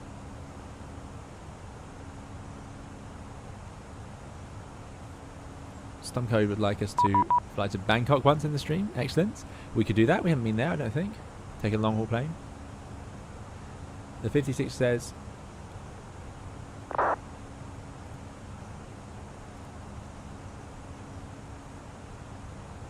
oh, we got a call, but I didn't hear it. It's strange. 6325. We could get in trouble here. Why didn't I hear it? 2. 325. 36325. Control speedbird 335, flight level 350 to Pitts. Speedbird 335, flying at radar, hello, radar contact. Excellent, we got away with that. I'm hoping that was Zulu time. That message was sent, otherwise it was an hour ago. On radar, guten Tag, JMC 247 kilo, flight level 330, inbound, Delta. We're still on the ground. And there's JMC, good, okay. JMC 247 kilo, on radar, good evening. Thank you again, Booty, for the very kind super chat. JMC 247 kilo, report final level. Let's see. Yeah, so the 56 destroyer says, do you know anything about Larnaca Airport? As in, when does runway change? And what approaches are most common? Sadly, I don't know that, I'm afraid. I don't have that local knowledge. We'd like to hit 330 for a bit now because we're quite heavy. If that's okay. JMC 247 kilo. JMC sticking lower down with us. No problem. Go back to 1, you're ready for higher. What can happen is, JMC 247 kilo. now they have to start separating us, and they'll start fishing. Air traffic will start fishing for the aircraft that has the lightest weight, or the one that will accept a higher level, because the rest are causing problems like we are.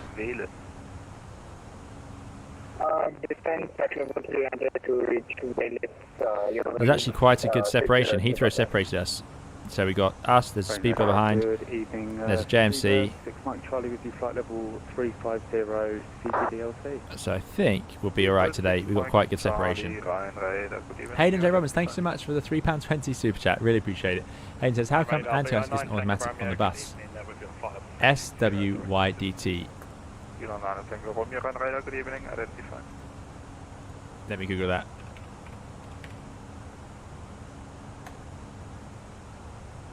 What does that mean? What's the acronym SWYDT? See what you did there. There we go, got it. Thanks so much, Hayden. Really appreciate it. Thanks for supporting the channel and coming along and chatting, of course, as always. How come anti-ice isn't automatic on the bus? Let's remember the Airbus is from the 1980s, so it just wasn't a common system then. I know the long-haul Boeings have automatic anti-ice, but the Airbus just doesn't. It's just not a feature. So yeah, it's actually quite a basic icing system. Part of it, I think, is that they didn't really expect it to ice up much, and it doesn't. These modern jets don't really use it. I've spoken to pilots who've flown 747s which had full automatic anti-ice, and they said they almost never in their careers saw it turn on. They're big airplanes, they're fast, they don't tend to ice up. The Airbus does ice up. You know, in normal icing conditions, you do see it build up. Not as much as on the Dash 8, but yeah, it's just not automatic. I know Embraer aircraft is automatic, Boeing's is automatic, but the Airbus it isn't. Why exactly though, I couldn't be 100% sure. But thank you so much for the super chat, Hayden. Really appreciate it.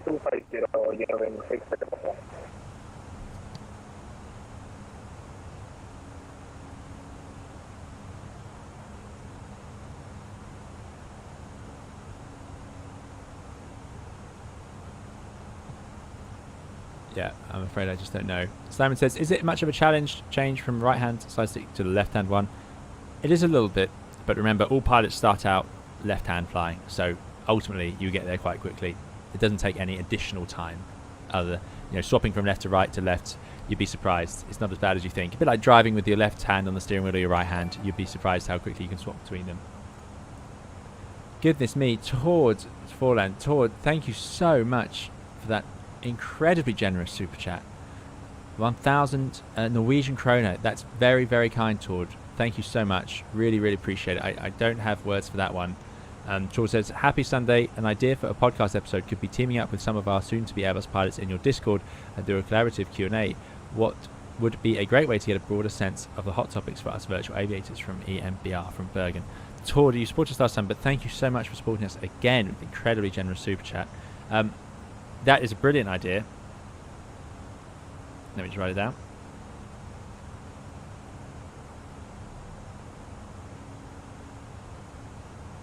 I suspect I wouldn't be as much help though as I once would have been, as you can probably tell. But that is a very good idea. Certainly, I'd love to speak to some other simmers and some other characters such as Matthew and. We've got Joe here as well, and other Airbus pilots and other people who've come to the channel over the time. So I need to think of a way that we could coordinate that. That would be really interesting.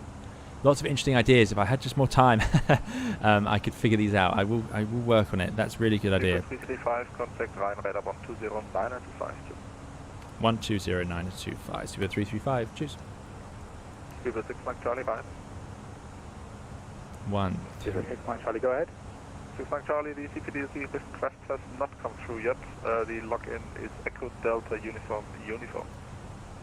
Firebird 442, no But yeah, George, thank you so much for that incredibly generous super chat. Really appreciate it. There you go, Hayden's converted. Thank you, Hayden. Very, very generous. Thank you. Monitor Unicom, bye-bye. D7 Alpha, monitor Unicom, bye-bye.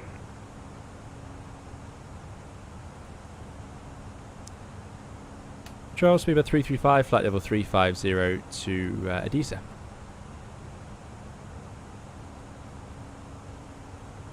Super 355, fine. Hello, radar contact.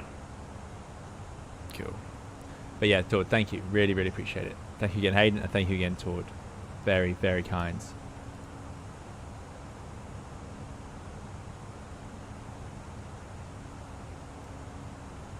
Oh, there you go. Airnaut has answered. Obviously not a real pilot, but flew the first A320 landing left-handed today, and it felt horrible. Yeah, it will feel different if you just jump in like that. Remember, when a pilot converts from the right seat to the left seat, they will run in the simulator for a while. They don't just sit in the left seat in the aeroplane. You do have to do some sim training for it. So there is some conversion.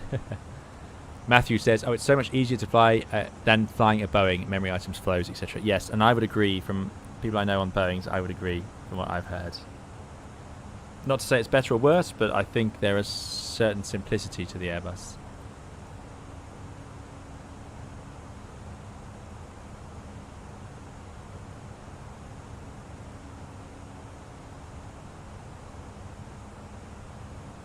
Joe P says, I landed a 321 NEO last week, felt like landing a 757. Interesting. Very interesting. Is that because of the pitch power couple?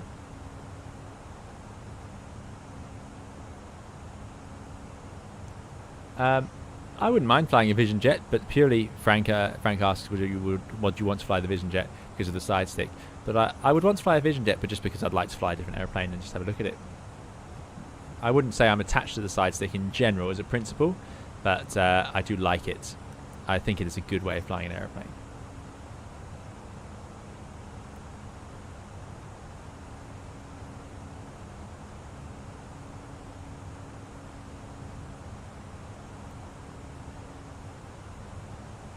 Harry asks, what's the difference between engine and wing AA apart from the obvious? Are they used together or are the requirement different? Harry, great question.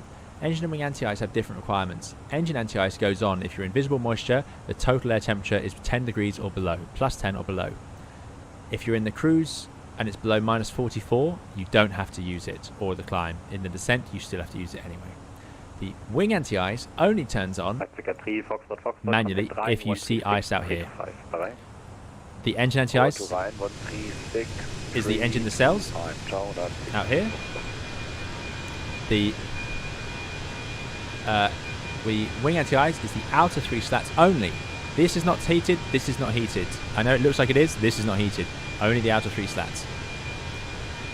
Another thing that's interesting is if the valves fail or they lose electrical power, which is very rare, but if that was to happen, the engine anti-ice defaults to on, so they will open and the engine anti-ice will run. The wing anti-ice defaults to off, so if you lose electrical power in certain systems, then actually you lose the wing anti-ice. That's the difference there. But yeah, so there is a difference in quite a lot. Wing anti-ice, therefore, is a lot rarer to be used. Flight Dispatch 320, thanks so much for the £20 super chat. It's a massive amount of generosity today.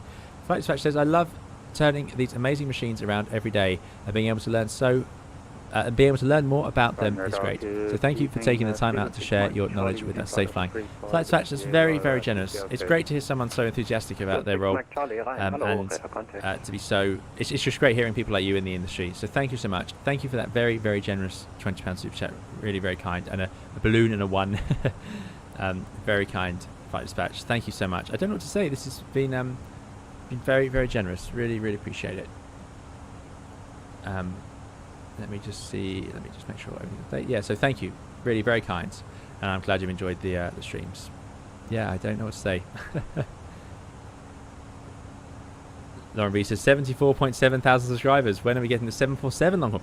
Well, it's the update out. Can we use the 747-8? I've never flown it on stream. Is it usable or is it still a glider? That is my question to you guys. Joe P says absolutely. So Joe P flies the Airbus and mentioned that the 321 NEO feels like a 757. So I asked why, and Joe P says absolutely, pitch power slightly different from the other airplanes. I like landing the 321 NEO better. See, that's interesting. I prefer the normal Airbus law, but that's because I'm used to it. It's with all these things, whatever you fly the most, I think you could get used to. But yeah, thanks so much, Flight Dispatch. Really, very generous. Really, really appreciate it. And thank you again to Tord for that incredibly generous donation. And we will fly back to Bergen soon. Very pretty. 330.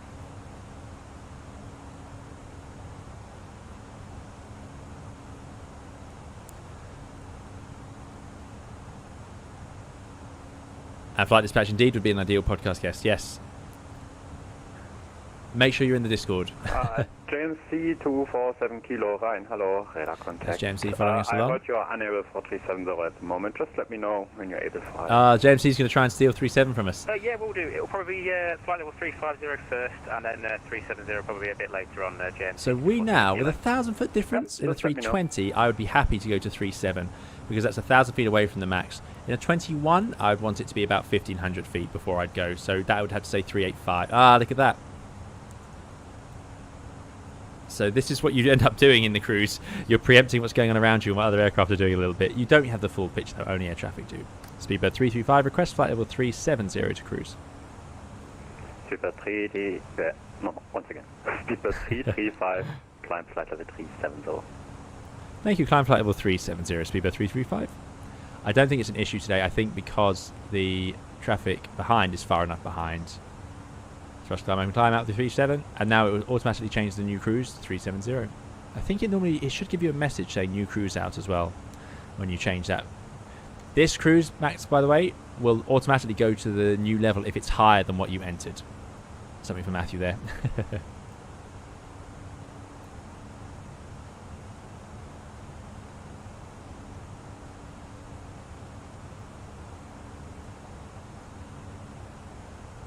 Speedbird 6 Mike Charlie, Rhein. Rich Allen, thanks so much, Rich, for the £4.99 Speedbird 6 Mike Charlie, go ahead. super chat, and the balloons are one. You like to climb to flight level 370 as well. Speedbird 6 Mike Charlie, currently we are happy with flight level 350. There you go. Oh, okay. Beat him. Because there's a Speedbird 10 miles ahead of you who just asked for flight level 370, that's why I'm asking. Oh yeah, it won't be for a little while until we climb up there. Thank you, mate. Speedbird 6 Mike Charlie. Gotcha. Now that's funny. It's often, yeah. The reason is aircraft could be at different weights, a different fit of engines, all sorts. But yeah, and also it would be the pilot's judgment. So I've judged this to be the time to go up. It's slightly early, but I'm trying to bagsy that level for myself effectively. That's me to go. Anyway, Rich, thanks so much for the £5 super chat. Really appreciate it. Rich says, great videos. Do you ever find when importing from SimBrief it pulls in details on AOC menu but not the actual route in the flight plan on the MCDU? Now, I'm not sure which aircraft you're using, Rich. Firstly, thank you so much for the super chat. Really glad you enjoy the videos. If you're having trouble with that, if it's imported lots of things but not the route, if you do the AOC but not the route, make sure you need to go to init and do the orange amber init. And it may be putting it into the secondary flight plan. It depends how you have it set up and which sim you're using. I think the Toliss can put it into the secondary. That's a real feature that a lot of airlines use. So instead of activating it in the primary, it actually dumps into the secondary. So if you initialize in here, and then you go into secondary, and you'll find it sitting in there. That could be what's going on there, Rich. So that's worth trying. But thank you so much. Really, really appreciate the super chat. Very kind of you. Thanks for supporting the channel. Glad you enjoyed the videos. Thank you again, Flight Dispatch. Thank you again, Tord, Hayden, everyone. It's been very, very generous today. Really, really thank you all. Flight Dispatchers, I'll be happy to share my knowledge with you. Fantastic.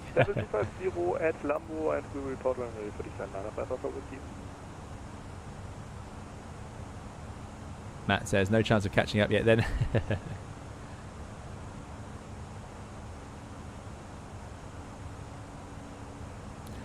Craig says, do you use the Headwinds A330? I like it. I did use it on my very last stream. There's Matt Cat Star. So we made it 3.7. You can see, because of that 1,000-foot difference to our actual recommended max, no trouble. Yes, I do use the 330. We used it for the first stream last time. I thought it was fantastic. Really enjoyed it. Not perfect, but far from a problem. Really nice. AA update 2 is delayed a week. Okay, next air not. There's out cruise again.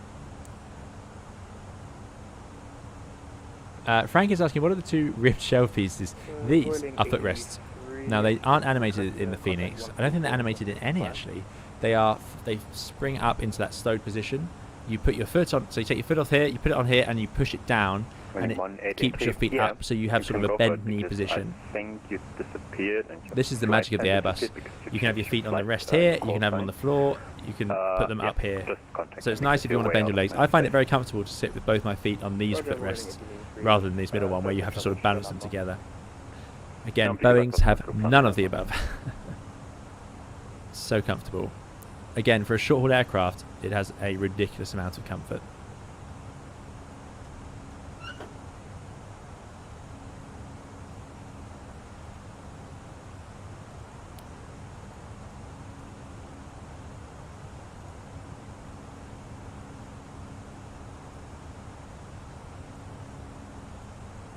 This is a more likely configuration of the flight deck in the cruise, frankly, with the weather we've got today.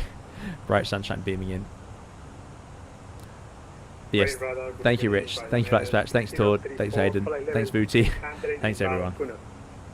Ryanair 6034 Ryan, hello. Radar contact, Squawk 1000. Laura Mesa 747-200.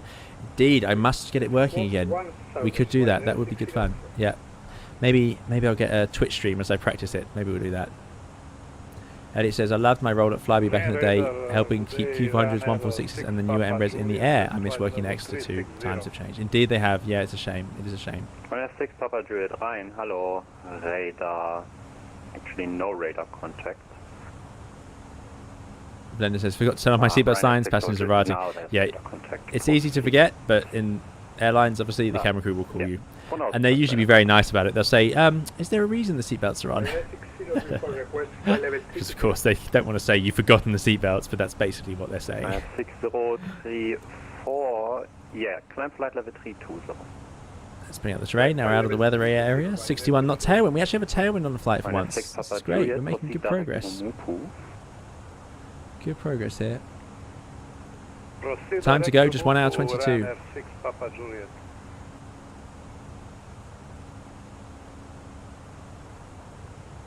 Airbus, comfortable bus in the air. Indeed it is, Dennis. Indeed it is. Eurowings 905 Alpha Whiskey. Descend flight level. Joe P says, I have over 10,000 hours in Boeing 747 and only 200 in the Airbus. I really like the Airbus. Really easy and forgiving airplane. Exactly. It looks after you, that's what I always say. And someone else described it to me as capable, and I think that's very true as well.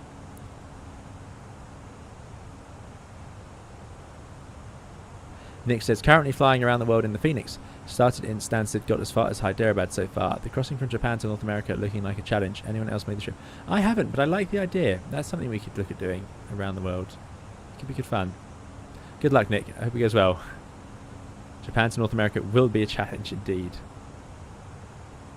Speedbird 335, you're leaving my airspace. No further ATC ahead. Monitor Unicom. Bye bye. Unicom, Speedbird 335. Thank you. Bye bye. Speedbird 6 Mike Charlie, you're leaving my airspace. No further ATC. Oh. Bye bye. Over to you, Com. Thanks very much. Enjoy the rest of your Sunday. Speedbird 6 Mike Charlie. Thank you. Very calm controller.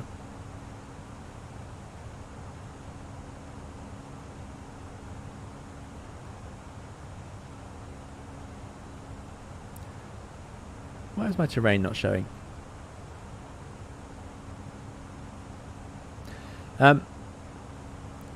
Right, there was a question here. A321 says, hey, is there that big of a difference if you have sharklets, winglets, whatever you want to call it, that an A321 NEO has, or wing fence that 321-100 has? Okay. I'm going to say no. Some pilots will disagree. Sharklets are more efficient in the cruise. In theory, they are a little bit more slippery on approach. There's less drag coming from the wing. That's the whole point of the sharklet. Personally, I don't make any changes for sharklets. There is one situation where I think they do make a difference. If you're landing, like today, Corfu, hot runway. It's not a very big runway, but if you're landing somewhere with a big hot runway, I think the sharklets can float a bit. They generate a bit more lift in the ground effect, I think. On approach, though, I don't really notice them, I must admit. Some pilots will tell you they're more slippery all around. and the approach is harder as a result, but I don't personally find it. But other than that, no, not really. And they have better performance numbers, of course, because they're generating less drag, so they can carry a bit more weight out of, or they can do the same sort of things, if that makes sense.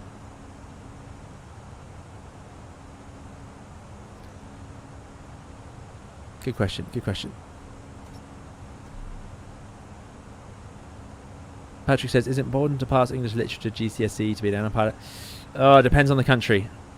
English literature or just English? I don't think literature's not. Is that part of the English GCSE? Worth asking the flight schools. They'll tell you what the current rules are. Matthew says, simmers only. Will the pneumatic cross-bleed valve open if it's set to the auto position and you only have bleed air from one engine? So Matthew is a very good tech guru of the Airbus at the moment. So the question is, will the pneumatic cross-bleed valve open if it is set to the auto position and you only have bleed air from one engine? So what Matthew's talking about is bleed. This is the pneumatic cross-bleed valve. At the moment it's closed because we have bleed air from each side. So if we ran out of bleed air on one side, would that automatically open? It has this auto position, you see.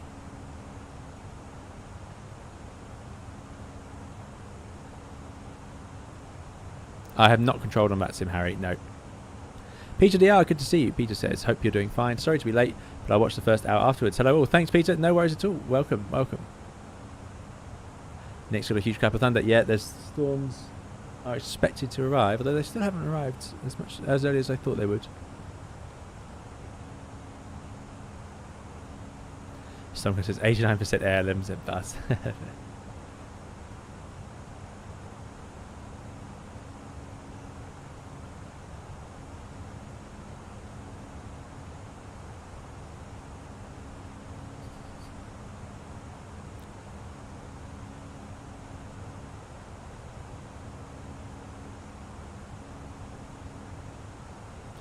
Patrick says, why do planes follow lots of waypoints instead of more direct routes? It's to do with sequencing aircraft, so that if you set off all aircraft from every airport and you just had them all fly across Europe, then there is a risk that they'd all run into close proximity to each other. Because remember, we're all at the similar levels. See, we're all at 3.7. So that's what airways were for. And also airways were because airplanes wouldn't be able to fly directly to waypoints like they can now. In the past, aircraft would have to take off and follow radial beacons to each other. So if you had two radio beacons between, let's say this route between London and Corfu, and there were two, then every airplane going from London to Corfu would fly along that line, and every aircraft going back the other way would fly on a straight line between those two radio beacons. So you had to have airways and therefore organisation to it. That's old now, and as we're seeing, more and more parts of the world are actually getting rid of airways and direct to just random waypoints is becoming more and more common. Following waypoints is not typically indirect in its nature, as we can see here. Waypoints can be on the correct route. So we're using lots of waypoints, but ultimately if you look at that, that's almost a great circle route down to Corfu. So it doesn't actually make much of a difference. Even if you stretch this out to be a perfect great circle, and remember that would not look like a straight line on the map, a great circle would look like an arc. But it would, even then, barely make a difference. It's only if you see a big, like the original flight plan SimBrief suggested took us via Paris, and I didn't want to do that. That would be down here and along. That would be a bit of a longer route. Oh no, Dreadful's PC broke after ordered the yoke. I hope you get it fixed. Japan to US isn't as bad as the other way around. There you go.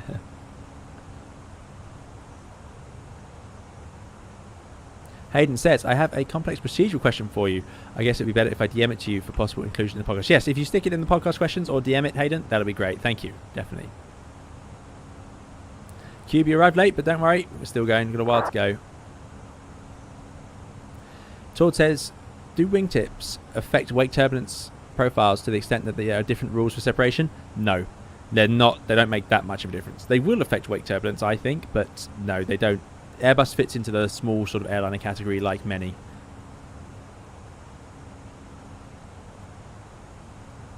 So that one's, I can answer that one at least. Have you ever met a pilot who got their masters before they started their piloting career? Yeah, I think I have. Not many pilots have masters, I don't think, but I've certainly met pilots with masters.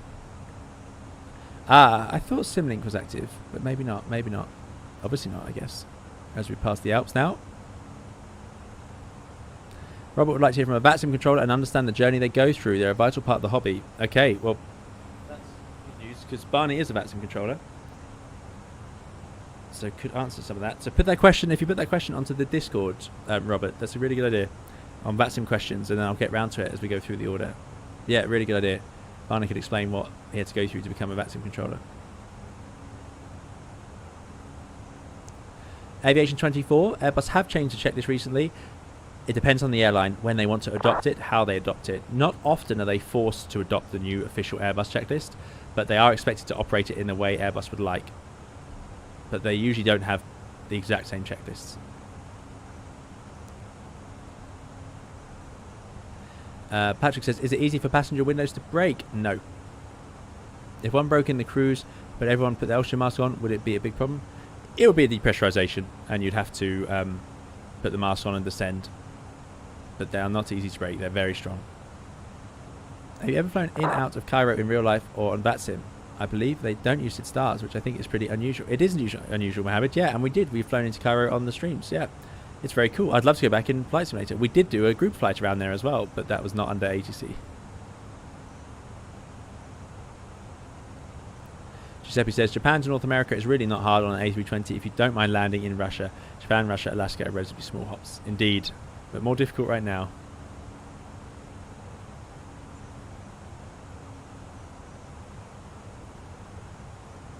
Marco says, can you explain cabin pressure on the overhead? Yeah, that's one of the videos I probably haven't done. Have I done one on cabin pressure? Interesting. So, cabin pressure section, we don't touch much. This is the manual vertical speed control. That's if we want to climb or descend the cabin altitude ourselves. The mode selector is in auto when the light is out. We can put it into manual by turning it on. As per the Airbus, in the cruise you want to see it like this, nothing lit up.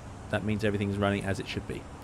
This is the landing elevation. We leave it in auto position because it can take the information from the FMGC database, which knows the elevation of Corfu's runway. And as you can see on here, landing elevation auto 0 feet because it's at sea level. So that's what that's doing. Ditching push button, only push if you're going to land on water. You push it, it seals up all the below the hull or waterline vents and inlets. So it will close things like the air conditioning pack inlets, it will close the avionics cooling inlets, and the outflow valve and things like that. You don't want to press it in the cruise because it would overpressure the aircraft and the safety valves will pop. So that's all this does really, and that's it. It's very simple on the Airbus because you leave it in auto and you don't touch it. You can see it on the cruise page, a summary. We have the landing elevation auto, the differential pressure, 8 psi, which is typical in the cruise. Cabin altitude 7,500 feet. If the maximum it tends to go to is 8,000 feet if we were up at flight level 390. If I go to the press page, we get a bit more information. Differential pressure 7.9, vertical speed 0, cabin altitude currently 7,500 feet. These are the avionics cooling valves, and this is the outflow valve at the back. And then there's a safety pressure valve. Here's the packs, and it shows their feeding. It shows that System 1 is running the cabin pressurization. There's 2 cabin pressurization computer controllers, and then there's the manual system we can use. System 1's in use now. If I go to manual, and then off, it should go to System 2. It will also swap over on landing.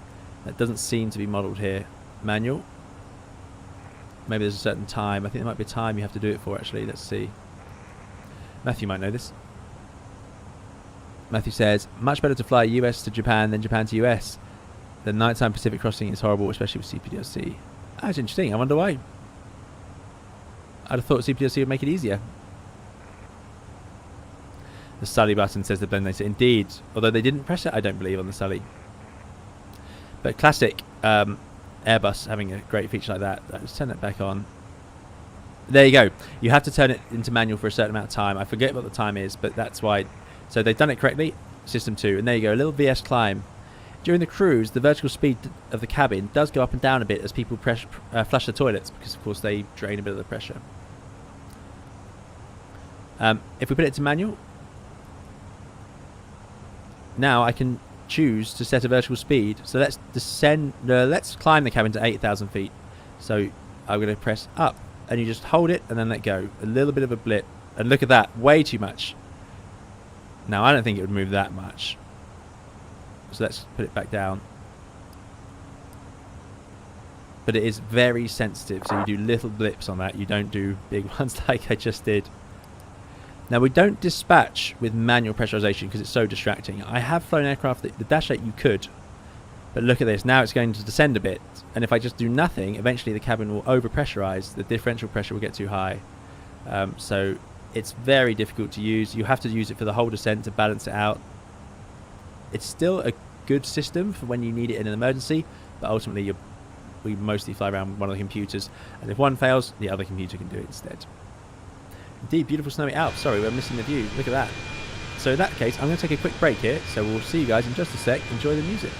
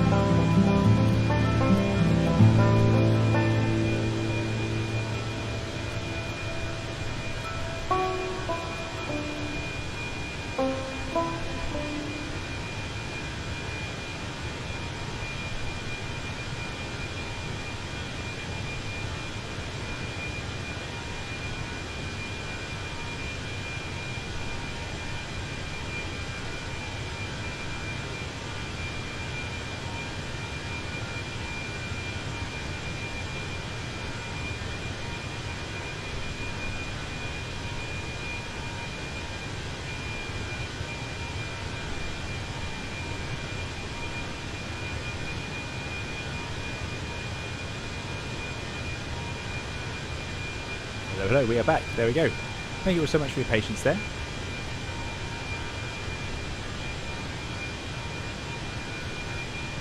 Right, so we're making progress. Right, I think that covers the pressurization system, so let's put that back to press, and there we go.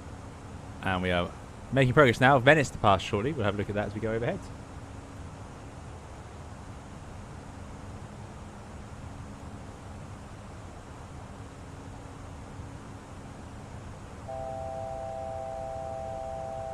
What's going on here? So we're getting the altitude horn because we've left our altitude selected in the window. Airplane's concerned. Must be some of the Microsoft Flight Simulator turbulence. We've gone past the Alps. We've got the wind coming off the Alps. Again, not as much of an issue in real life as it is in Microsoft. Although Microsoft's got better lately. Definitely got better. Thank you again, Todd, for that kind super chat. Still there. Alright, where was I in the chat? Hayden says, in Cockpit Confidential, the author says that in the USA there are degree programs which look at which include pilot training. Sounds like a good idea. Yeah, there are some in Europe as well. It's definitely a way to do it.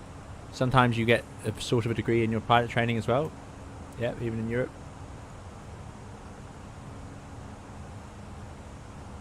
Patrick says, because airliner glide ratios aren't awfully different from normal glide ratios, could you ever thermal an airliner on a good day? No. No. I can't imagine airliners have similar glide ratios to gliders. I can't picture that.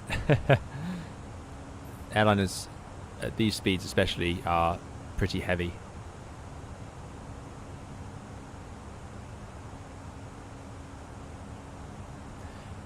Rayford says, hi, I saw a plane on Friday flying from Singapore hit terrible turbulence. Have you experienced this? And what is the protocol? We have a turbulence speed, so the 320 like this, it would be 7.6.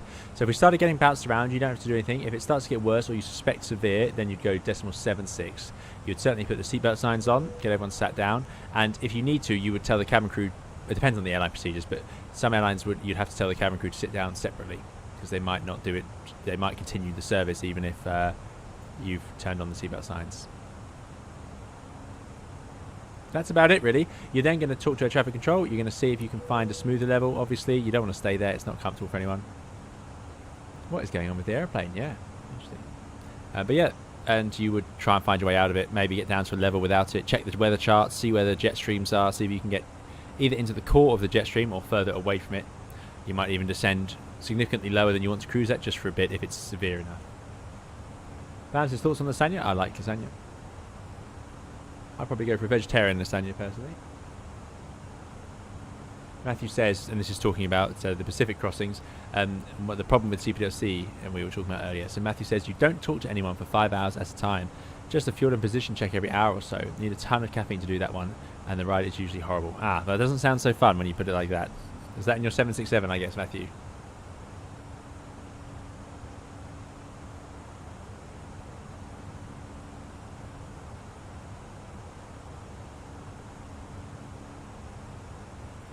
Cube, sadly, I can't say which airline I work for in real life.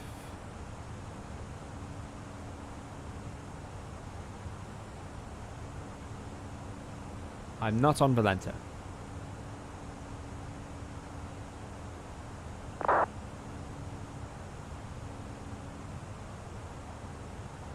Sam, I don't know what you mean by name a plane for an edit, I'm afraid.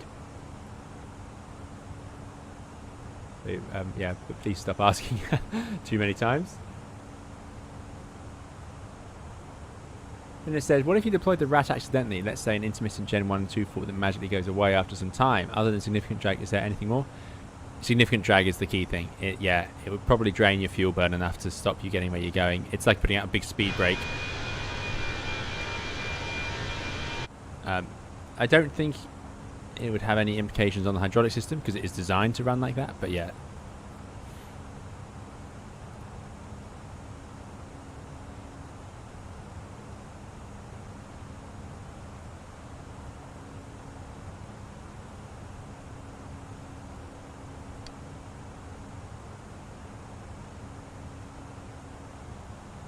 Dennis asked, do colleagues recognise you from YouTube? No. Not many of my colleagues will watch videos like this on YouTube, to be fair. Not many. Thanks, fam.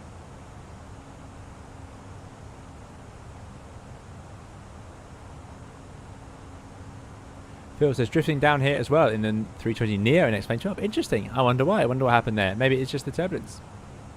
Patrick says, A320 glide ratio 17 to 1, K8 25 to 1. Yeah, I mean, that doesn't sound like much, but actually it's a massive, massive difference. If you think that all airplanes, no matter how bad they glide, will descend at you know, a significant amount. Even the worst, you know, let's say the worst is probably like 10 to 1. So 25 is twice as good as that, over twice as good. 17 is not even twice as good. So yeah, no, but certainly there's no way to thermal on the airliner. I mean, in an A319, you'll feel the thermals. They definitely pick them up, but not enough realistically to climb. Unless you get into a thunderstorm, which you shouldn't be. That's past Venice, indeed. Let's have a look. I don't know how the audio is outside, so I do apologise if it's too noisy.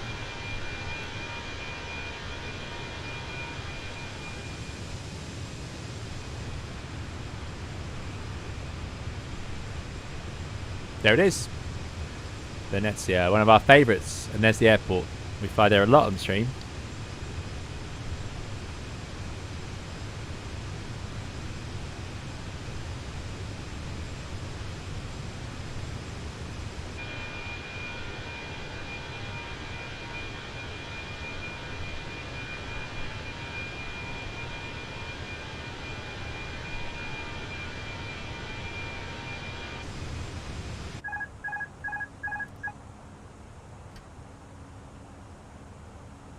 Okay, I've forgotten the button.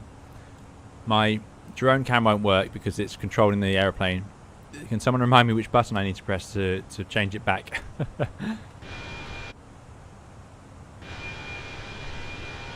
I thought it was B, but no. So we're going to miss our beautiful fly pass. I was going to use that for our view. It's amazing, isn't it? That's Venice, that's the town, you know.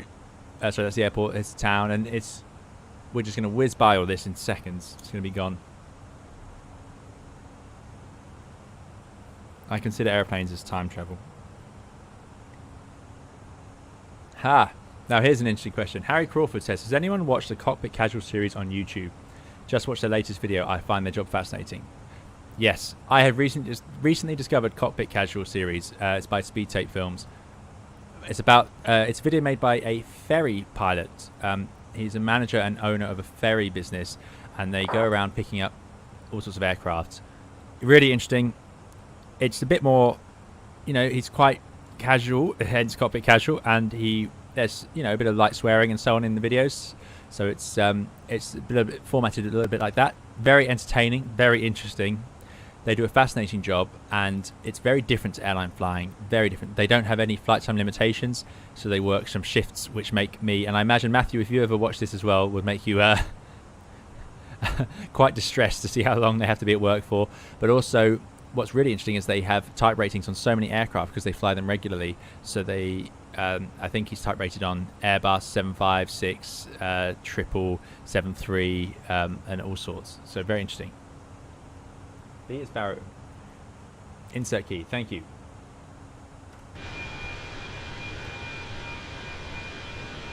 Nope, that didn't seem to do it. But thank you. We'll figure it out eventually.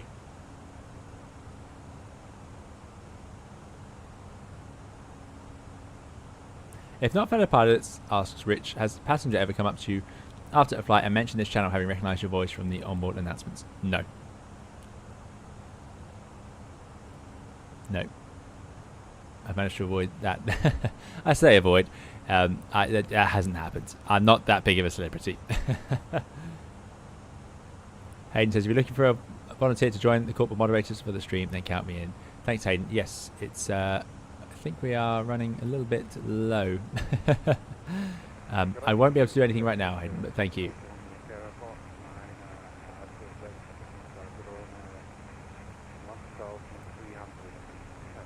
Martin says, I've tried landing in Corfu a couple of times, but always botched it on approach. I'm only used to do ILS, so this will be very educational. Yeah, let's see. I might end up doing the same, but we shall see. It's very, very pretty approach. Alex says, how's your social life as an airline pilot? It's fine. You end up socializing with lots of other pilots, as you can imagine. People who understand shift work and also have the similar sort of days off, typically not weekends.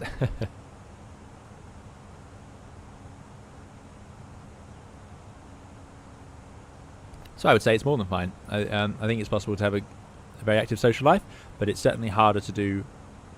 Definitely harder to meet up with other people who do 9 to 5 jobs when you're doing shift work. Put it that way.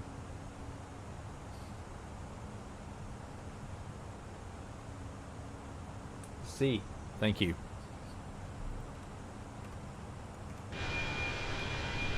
There we go. Thank you. That's the one. I was 2 keys away.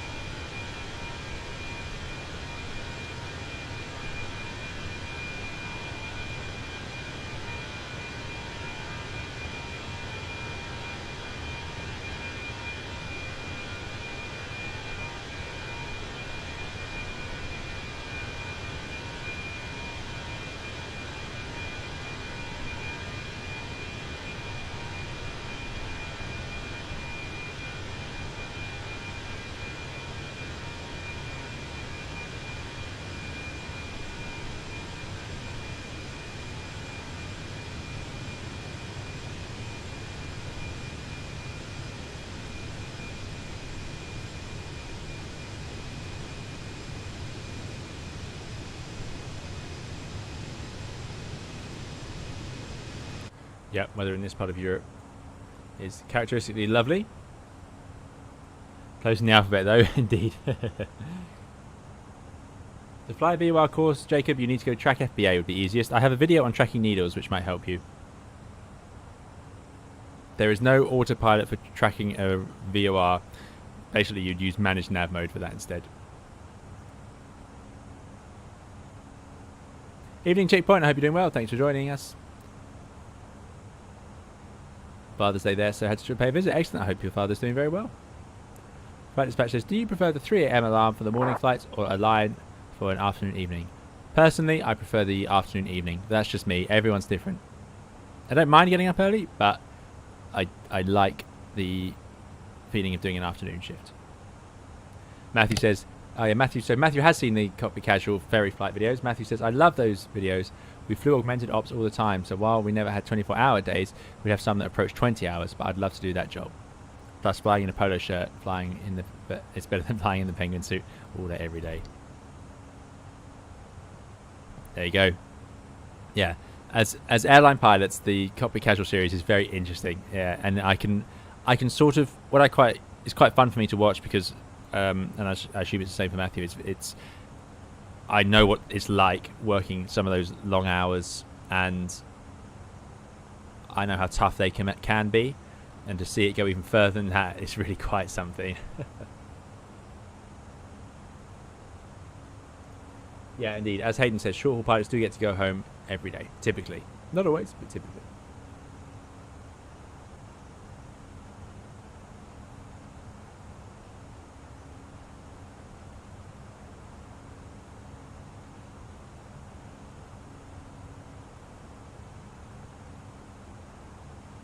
Nick wants to know what the button march DFDR event on the center pedestal does. Love the stream and the podcast. Thanks. You're welcome, Nick. Glad you're enjoying the stream. Thanks for the kind words. Podcast more to come once I can figure it out how. DFDR event, this button here. This is a way of recording something, and it does press in the Fenix, of course, that the engineers might want to look at. So if I've seen something wobbling on here, I could press this, and then it will record it, and then engineers can download that data and see that. Now, frankly, there's so many automated systems that monitor it, and the engineers get this information fed to them live that I've never used it. They nearly always know before you tell them.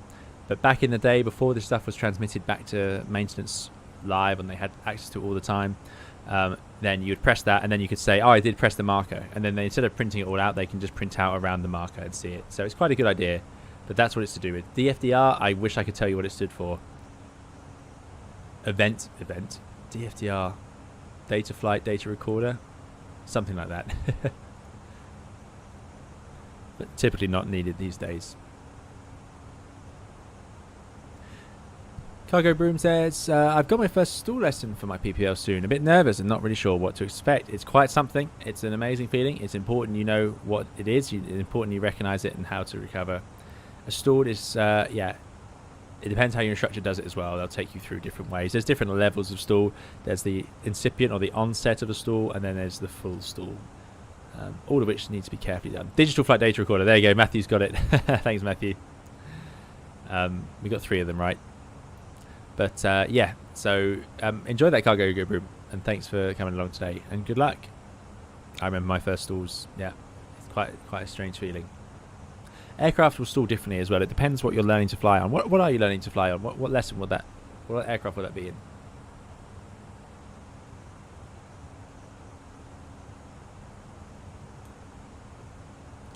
Frank says, what is the most complex repair you've seen done on the ground on a turnaround? Is there a set list of repairs that are allowed on turnaround versus when an aircraft needs to be swapped? No. Airlines may have their own criteria, but what can be repaired on turnaround is whatever can be repaired in 25 minutes. If it can't and it needs to be done, then it will be done anyway, and it will take as long as that repair takes. If it doesn't need to be done, then and it will take longer, then they'll just do it later in the day. So I would say I've seen wheels changed, hydraulic fluid topped up. They could replace one of the screens, I think. I've seen that before. That's quite a big job.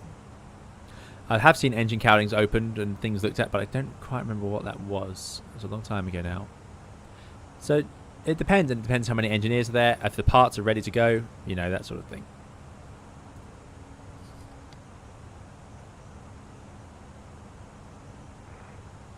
Cube says, if you have to backtrack at the start of your takeoff runway, when do you request takeoff clearance?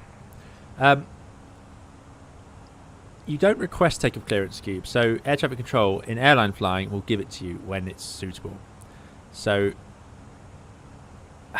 it's not something you ask for.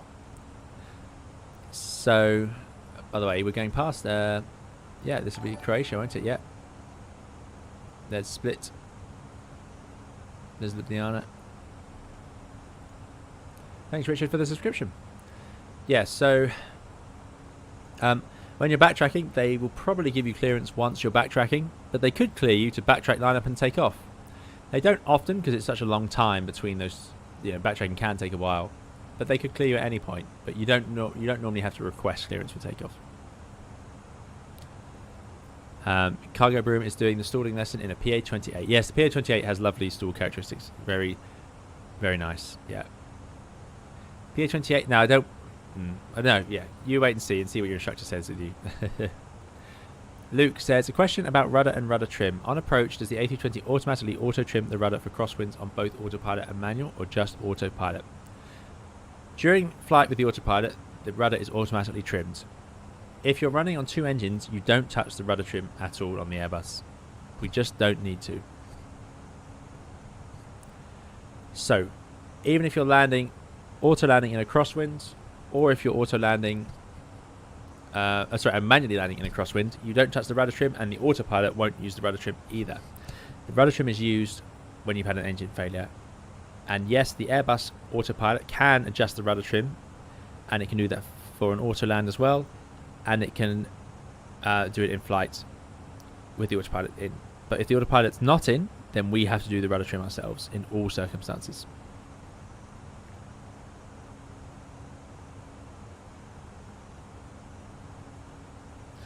Patrick says, do you like doing walk around on rainy days? No.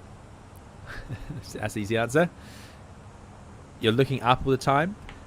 You try and shelter yourself, but if it's rainy, it's often windy, and then you can't. You're standing under the wings, but there's water coming in anyway. It gets in your eyes. Yeah, it's. I don't typically enjoy that. And then your trousers are wet, and you've got to sit down in them. And the good thing is, if you get on the aircraft and your trousers are wet, at least you can dry off quite easily because a lot of air gets pumped into the flight deck.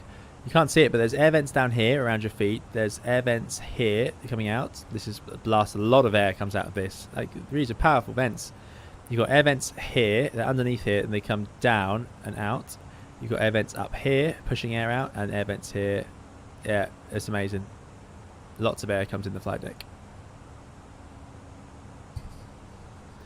Keith says, I missed a takeoff today, but been meaning to ask. When the gear is raised, is there a faint pigeon noise in the Phoenix? Do you get that in real life? And what is it? Pigeon noise? I don't know what that is. I don't know. Sorry. Yeah, I'm not sure what you're referring to. Luke says, in relation to the rudder question, does the wind data come live to adjust the rudder trim, e.g. by the pilots, or does it use the data program in the approach MTD page? Again, for the wind, it doesn't do anything. The autopilot can control the rudder channel. It doesn't need to trim. So if the autopilot is landing in a crosswind, it will use the rudder like a flight control, like using the pedals. It will apply rudder trim if there's an engine failure, but if there's not, It won't touch the rudder until it tries to flare, and then it will use the rudder to line up with the runway, not the rudder trim. Effectively mimicking what the pilots will do, which is as long as you've got 2 engines, even in the crosswind, we don't use rudder trim, we just use the pedals to line up with the runway as we land.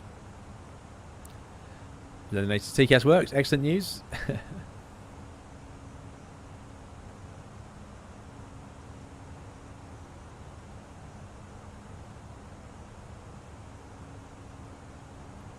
Patrick says spinning is worse than stalls. Indeed it is. Indeed it is.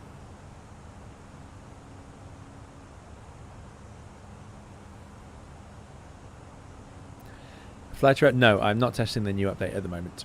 No, I haven't had much time. Matthew says it's talking about walk-arounds in the rain. It's a free shower.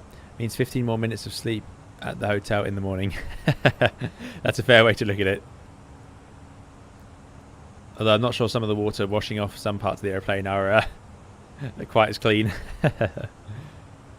Flight dispatchers, I enjoy asking who got the walk-around on a rainy day. Yes, I bet they love that.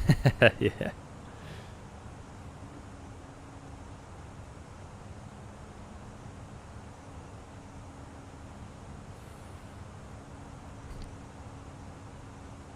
The steward says, first officer does the walk around then. Indeed. Now I believe, and Matthew will know, in America, I believe the first officer typically does the walk around. In Europe, it will be swapped evenly, 50-50, typically. Flight dispatch says, do you drink the potable water? Only if it's been boiled and it's being used in like a cup of tea or coffee. Is it possible to spin an A320? Asked Patrick. Oof. Airbus could tell you. It's an aeroplane, so I don't see why it wouldn't spin. It's got swept wings, so I don't know if that affects its spinning abilities. I suspect it could spin in a serious enough situation. Something I would hope never to see, of course, and something that the aircraft has many, many systems to avoid, and we would never let it get anywhere close to that situation.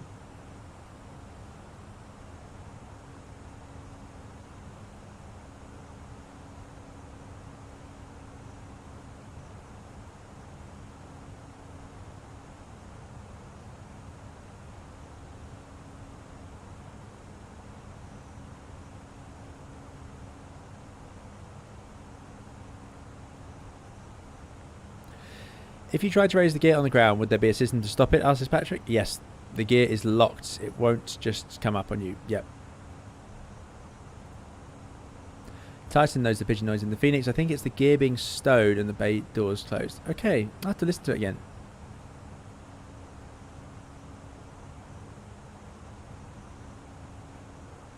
And Hayden is exactly right. Weight on wheel sensors, yep. So there's actually a lock in the gear lever.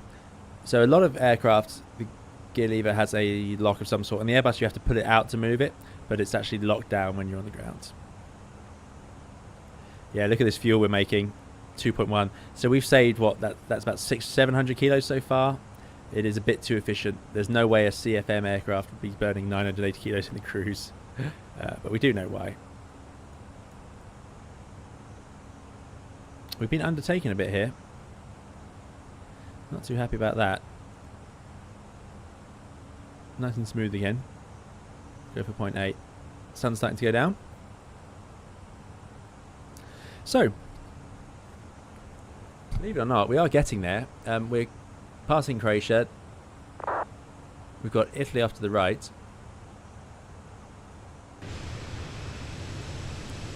Way over there, you can see the hills.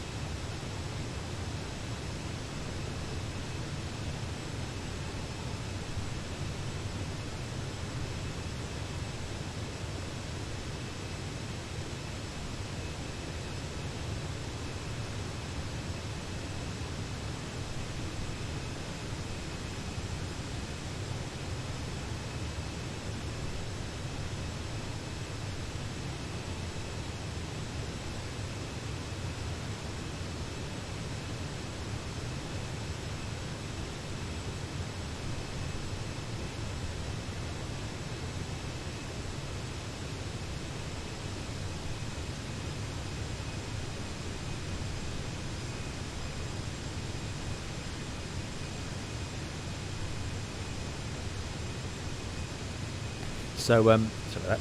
Yeah, so we are getting there. Let's see. Time to go. 41 minutes, so descending in not too long. Time to brief. We're basically going to get past Croatia, then we're going to descend down into Albania, or on the coast. What's your favourite flight in the real world? I love flying to Corfu. I've enjoyed it over the years that I've got to do it.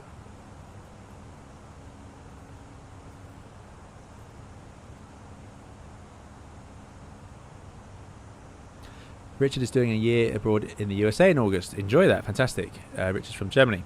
I'll be with the host family and would like to graduate from high school. Which subject should I choose to better prepare me for pilot training? I would say speak to the flight schools in your area and the airline cadet schemes and see if they require anything specific. Typically, do what you think you enjoy and what you'll get good grades in. It doesn't tend to matter too much. But do ask in your area what they typically need. Flighter says, what are you most excited about in Microsoft Flight Simulator 2024? The missions. The missions. They look great fun. I want to do them all on Twitch. They look brilliant. The rest of it looks pretty similar. Matthew says, in terms of who does the walk around, usually the first officer, unless it is a Chamber of Commerce type day. This means perfect weather, in which case the PIC will graciously offer to do the walk. There you go. That answers that for America. Yeah, in Europe it's much more even. Have you ever flown into Tibet in real life? I would love to visit Budapest someday. I have not. I don't think. How much fuel would you typically arrive at your destination with? MG King asks. With Phoenix, I think I have way too much from that. Yes, the Phoenix is too efficient. They do know this. They accept it as a way of making the current engine model work. Typically under 3 tons, even with your alternate fuel. Usually around 2 to 2.5 tons.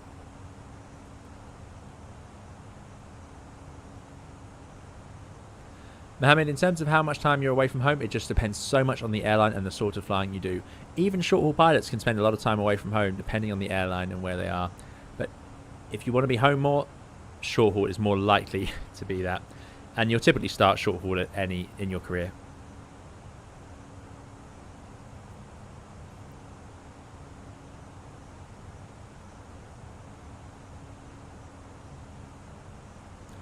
These are the heating elements indeed. Yep, that's what they are, Harry. Stormcode says, during the turnaround when APU is turned off, how will the boarding passengers get the conditioned air? There won't be any at first, and then we'll turn it on. But if it's a really hot destination, or it's hot like it might be on the ground at Corfu, then you would have it on already. Athena traffic, Foxtrot from Sierra 19 joining final runway 30 Right. for landing. Charts time. Thanks, Blago, for the subscription. So we have made good progress. There we are, look at that. Basically there. So, Pitas to Alpha. Pitas, VOR. Fine. That's fine. Let's go to plan. Let's zoom in. Let's go flight plan. Let's take a look. So... Right, yeah, that's not great. Let's go back to... You're welcome, Mohammed. Corfu. How many vacation days do you have as a pilot, and what is the maximum time you're allowed to work as a pilot? Well, that depends on where you are in the world again, and how many maximum hours you can do, and so does the vacation. I can't give a generic answer, I'm afraid. It really depends.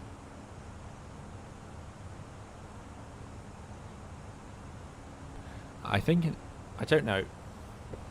Yeah, I just can't answer. In the UK, you typically get about 6 weeks a year.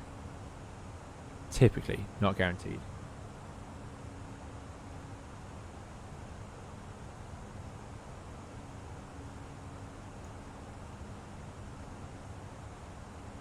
Oh, so many rivals. This is ridiculous.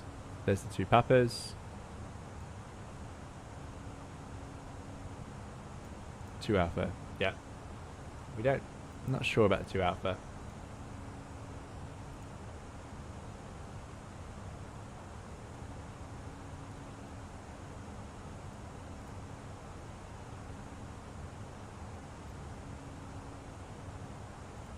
Two Tango maybe?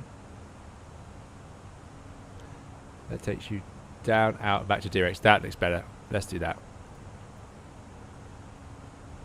So, That'll take us to Direx. Let's save that. And now I need an approach from Direx. So VOR 034. Nope. Yankee is possible.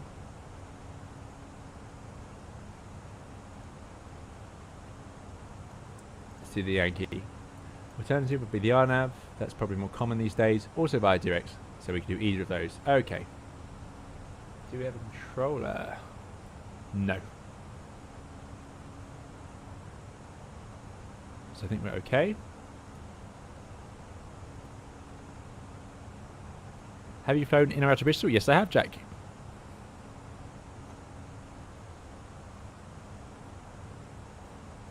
Matthew says, yeah, here reserves work 18 days a month, and line holders typically work somewhat between 12 and 15 days a month, as low as 9 if long haul. Wow, that's very good.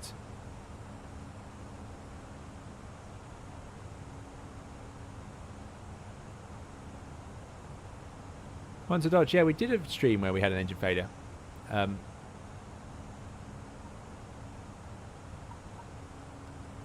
We always have options and plans. We have memory items for an engine failure.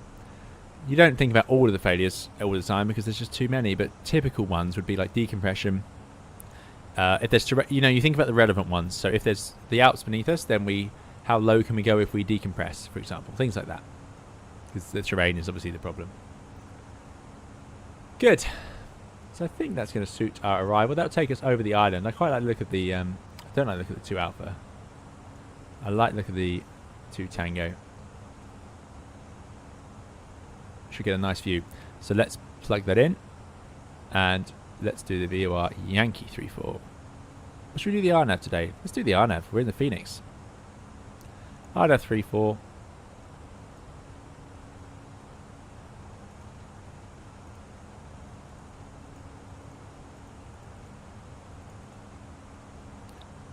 Pitas 2 Tango. There we go. Via. And we're going by Direx. And now if I zoom out, there it is. Beautiful. Insert. Now let's just check it all looks right. Very important when you're flying an RNAV. Press constraints. Outbound. There it is. Intercept. 18 miles out, which is Romeo. Left turn. 169 Tango. Left turn. Direx. From Direx we then go to 601 and then 600, which is the final descent point at 3 degrees descent. Down we go. Well, it says from 29. Interesting. So it's not quite right, but the FD34 is in here somewhere. So I'm a little bit surprised. This is running on a platform. Oh no, that's why. It's the wrong chart. I thought I saved the RNAV. Goodbye. Hello. There we go. 29, then down to 1700, KR 600. There we go. That's the final descent point. 1700 feet platform, 185 knots. Well, might I suggest 185 knots at 5 miles is too fast. So we'll arrive at KR 600, gear down, flap 2, and then we'll start down. This is only 3 degrees instead of 3.4 like the VOR, so that's nice. And then in we go. Slightly offset, 340, but slightly more pointing at the runway than the VOR is. That's a bit of a shame. Well, it's 5 degrees offset. There we go. So yeah. Come in, then we have to waggle the wings and land. Should be good fun. Yeah, we've flown the VOR a few times, so it's good to do the RNAV now. VOR stands for very often rejected for me in terms of approaches. There you go.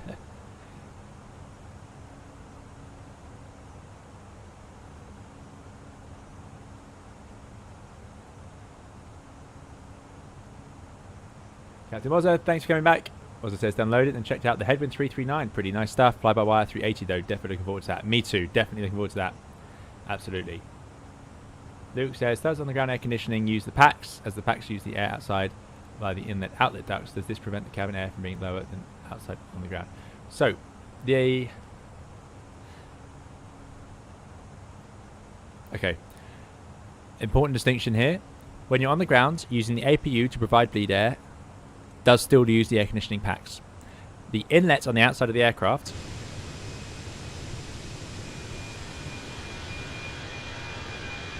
which you can't really see here, there's one there and there's another there. They are not letting air into the cabin. They provide air into a heat exchanger and they cool down the air coming from the engines. So the APU bleed air is still coming from the APU. It's not outside air being sucked in. It is air from the APU bleed itself. Yeah, so that's what's going on there. Nostra 1 Romeo and RNAV 34 says Lazarus. Via BedX. Okay, let's do that then. 1 Romeo, Nostra 1 Romeo.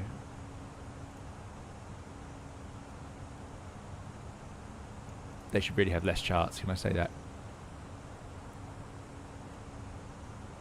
Well, we can't do the Nosto, so we could do the Pitaz and then out to BedX and then in. Ah, that might be an even better view, and we'll get to see an arc. We always like flying arcs. I always get arcs about DME arcs on the channel. I always find it so difficult to answer. We just do them so rarely, and when we do it like this. Let's fly the Pitaz to Sierra.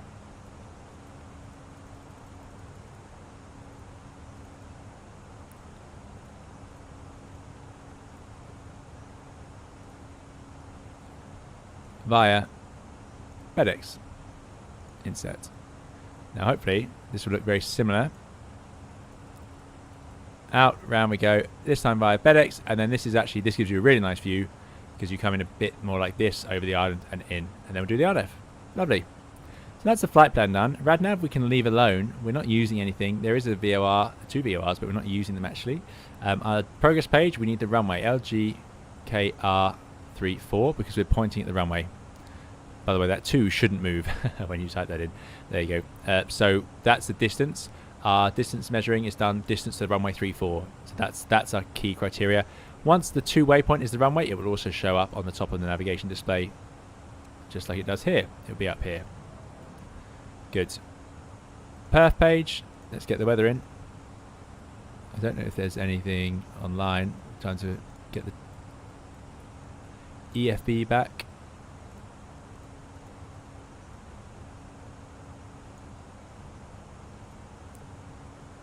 And let me just check. I don't think we have any ATC.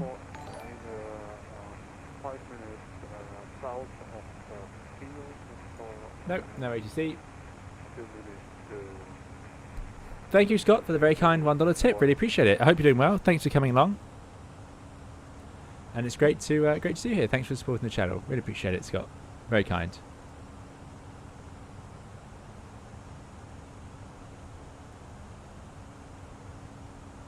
I have, yeah, indeed flown with the landing lights in the off position, yes. Hayden, indeed, Matthew is now learning to fly the A320. Matthew is swapping to the A320. Brake fans off, depends on the airline. I'd say once they've cooled down below the sort of 300 range, you don't really need them on unless you've got a very short turnaround.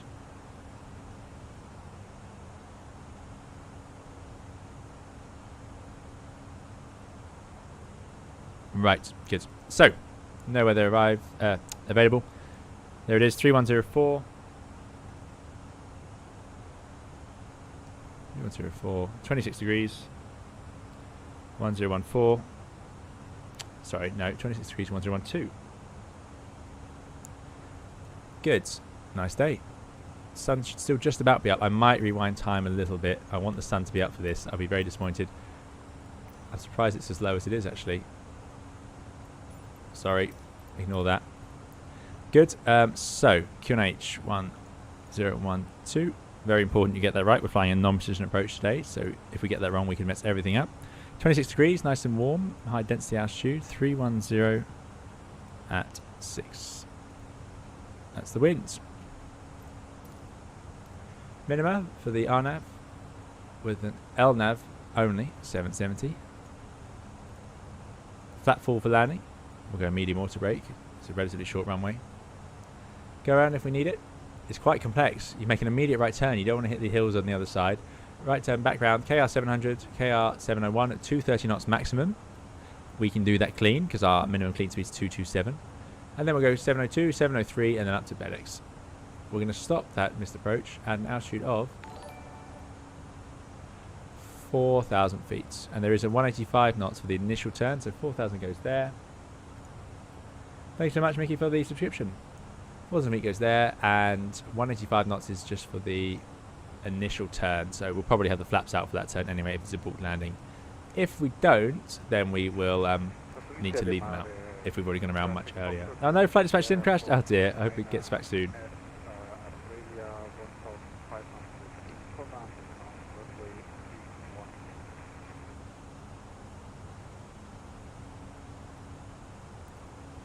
Right, MSA high, 4,500 feet, 8,200 feet over here because of Albania. So yeah, gotta be careful with that.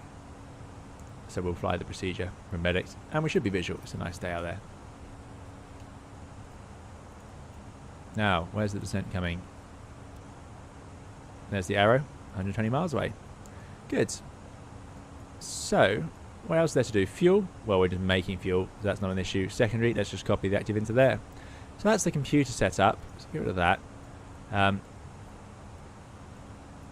The Phoenix, I think, has landing performance. Yes, it does. So let's put it in. LGKR, we're going to land on 3-4. There's the METAR. Apply, please. So good. Landing weight. Right, we are currently 62.3. We're going to land. Well, we're not even going to go down a ton. So let's just put 62 tons in.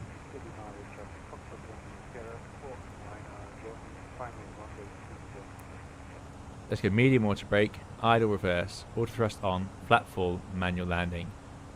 Without failures. Traffic line of ground, start number 8, commencing start pattern pushback. And it's dry. There we go. No trouble. 1,500 meters factored, it becomes 1,700 meters. Pretty good. Did we overtake all our colleagues? Well, they're missing. There's the water showing now, the terrain. Let's just get rid of this company message. Received messages. Ops. They want AZ, there you go. Right, good. We won't do any of that. So, that's our plan, really. In terms of flying it, here's what we're going to do. We'll head out to BedX. After BedX, we can descend to 2,900 feet.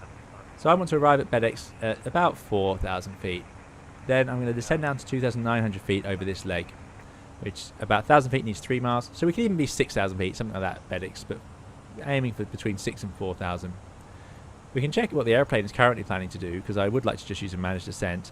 This has us at BedX at 6,200, so that works for me. Then we'll descend down here, turn over KR 601, 185 knots, so we'll be flat 2 by that point. And then we'll get onto this leg. Now we need to be 2,900 feet. As soon as we get past the 601, we can descend down to 1,700 feet. Now that's a bit deceptive. That's over 1,000 feet, which we need at least 3 miles. But if you look, we've only got 5 and a bit miles. Plus we need to slow down, so not as long as you think.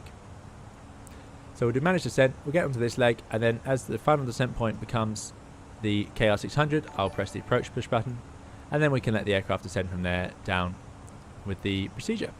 Not really any corners to shortcut from here, so we will just fly this as it is. We'll then line up with the runway visually. I'll eventually, hopefully, be able to go autopilot off.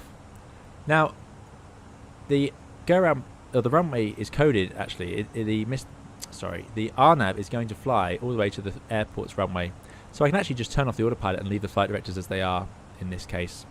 Although, because of the bit of the wing wobble, I would turn them off in real life. I won't do that here because there won't be time. We'll be offset from the runway by about 5 degrees, so we'll have to do a bit of a right turn, and there's terrain around us as we do the turn.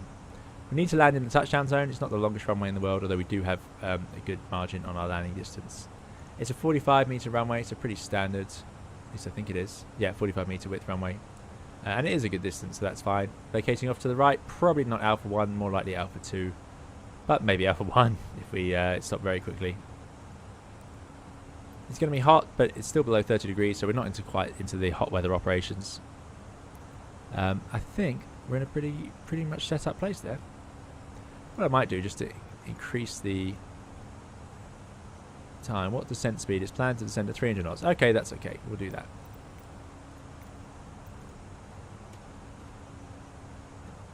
Stormcode hopes Microsoft Flight Simulator 24 will have a proper weather radar. Yeah, me too. I'm not going to hold my breath, but I do hope so as well.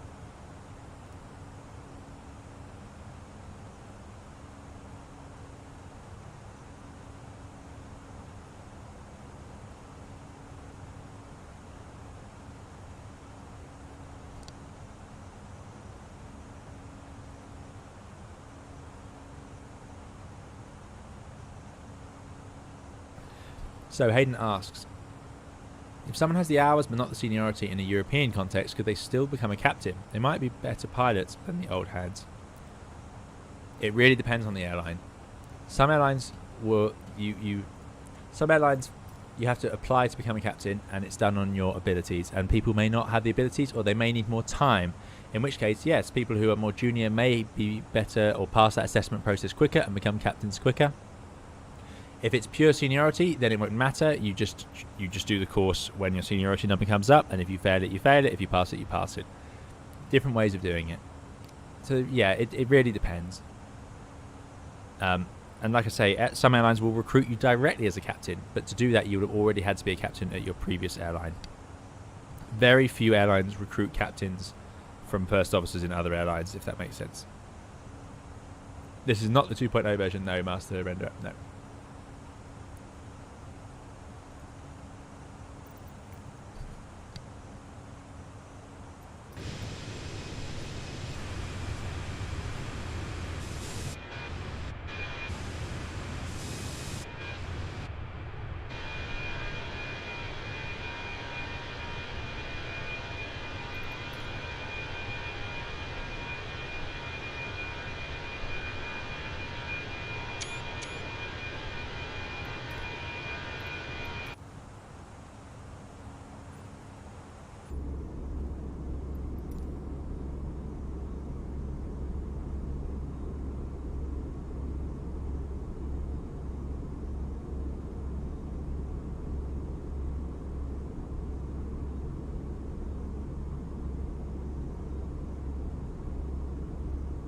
As Patrick says, how do you know there's a pilot in the room? They'll tell you. Yeah, Hayden says, meritocracy is surely better, but that's just my humble opinion. It's a tricky one. It's you have to pass the course either way. So you could say it's better only to let people apply if they've proven that they're ready to do it. However, it's also like a promotion, isn't it? Because captains will be paid more, and it's something people work towards. So by giving it to people below, it's a bit of a... It could be seen unfavourably by those who've been there longer. So, yeah, I don't know what's perfectly better, but the important thing is everyone has to pass the course. And if you pass the course, which is one of the hardest courses you'll do in your career as a pilot, becoming a captain, then you've earned it. So the only question is who gets put forward for the course.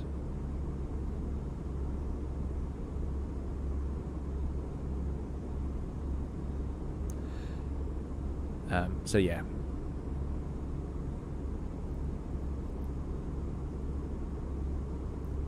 Harry says, I honestly think the Phoenix contrails are meh. Yeah, in general, I think the contrails in this sim are not... They're serviceable. I think the Phoenix are better than the normal ones, though. I will say that. From that angle, it gives it away a bit, how they work, I suppose. But they're nice in 3D. And real contrails are 3D. The real contrails behind aircraft, they whoosh out their tubes of cloud and then they swirl around because they effectively get caught in the wake turbulence. I haven't seen the fly-by-wire contrails for a long time, so I'll have to compare them. Matthew Presley then says, talking about commands here, Matthew says, yep, so here it is a bid position that is handed out in seniority order amongst those who bid for it. Some bases require more seniority than others to hold the position. No one wants to go to New York. Now, why is this? So from the outside, you know, we talked about this before, but the aviation market in America is amazing.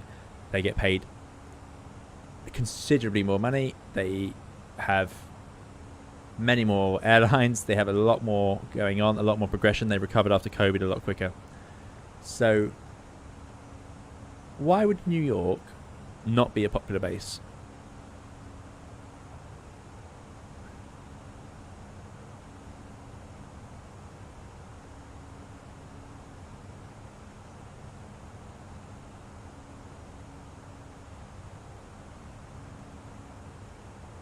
And as Hayden says, yeah, some pilots are happy not to go for captaincy. Indeed, nothing wrong with that.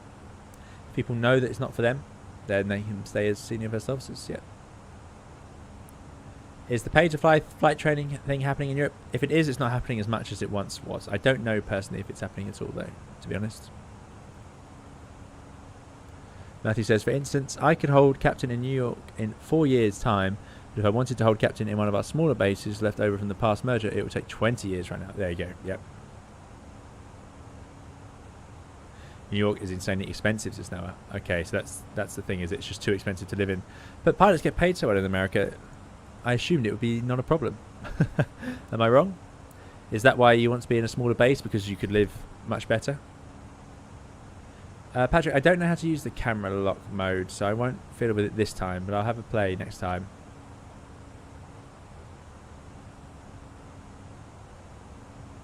Two first officers cannot fly unless it's in the context of a long haul flight whilst the captain is asleep. And then they can fly in the cruise. But ultimately the captain is still the captain. Matthew says, NYC is expensive and a difficult commute for those who don't live there. You'd often have to come in the day before a trip and go home the day after. There you go. There's an answer. In Europe, I would expect, I suppose, just to move to that base. I wouldn't expect to still be commuting. I guess that's the difference.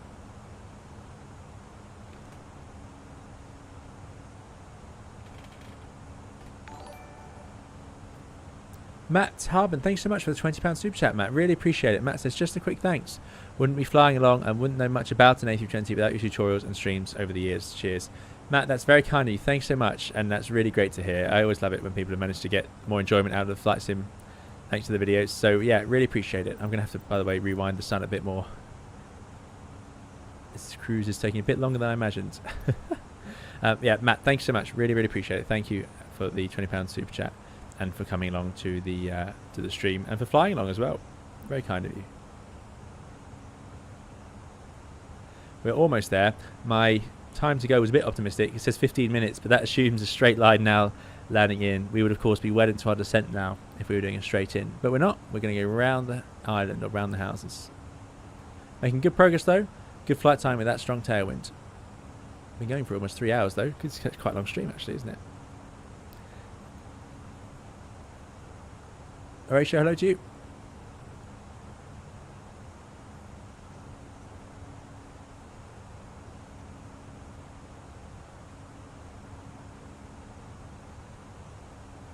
Thanks, Patrick. So it's showcase mode, point the camera at the plane, turn on the camera lock mode, and then it will lock onto the plane. I think that's what I have, though. Oh, for the drone.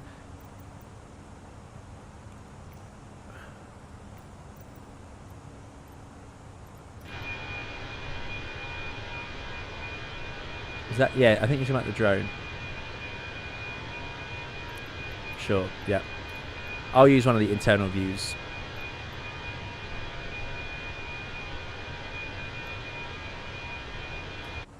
For the replay. Looking out the window. Noah says, in New York you get squeezed for rent for a modest apartment and the commute is extremely trying, even a community about 10 miles outside the city. Right, okay, yeah. I suppose the airports are relatively central. So, the Star flight dispatch is, as you're loading back in, we are going to fly this. Pitas to Sierra via BedX RNAV34. No problem, Patrick. No problem at all. I've thought about air hauler once, a Dodge. Yeah. It could be cool, but I don't know if I'd have time to make the most of it, sadly. I do fly for Dan Air every now and then, virtual, Dan Air virtual, and BMI virtual.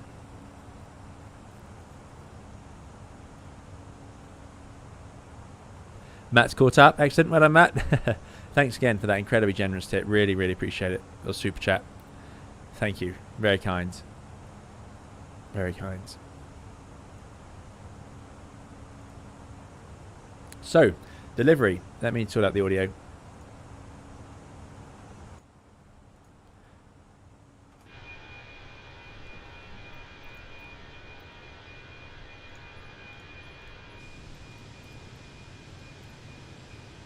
So, can you hear me? I hope so. I think I'm loud enough. So this tail design is by Japanese artist Kayama Matazo. It features silver-coloured cranes in flight over the waves, represented by black and white stripes. In certain light conditions, the cranes were almost invisible, but if conditions are right, they really stand out. One of the first batches of schemes to be introduced, Nami Tsuru, proved popular. So this is called Nami Tsuru, this scheme, yeah. It proved popular and was featured on 9 different types, including 3 747-400s. It was on A320 CEO G Bus K, which is what we have here. It was on ATR 72-200, 737-200, 737-300, 737-400, 747-400s, 75-200s, and 777-200s. So there it is. And I love it. I absolutely love it. I really like these tails. I think it's an absolute shame they're not around. Because let's face it, it's clearly British Airways. It says it on the side of the aeroplane. So, yeah, I think it's cool.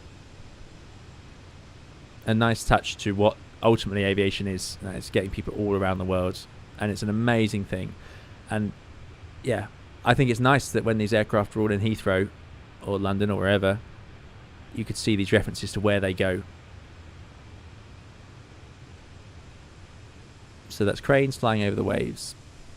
Amazing job by whoever made this for Fenix. I think they've got it spot on. And the reflectivity of the cranes is just like it was on the pictures of the real thing. The way they glint and disappear from view. Incredible. Great job. Really great job.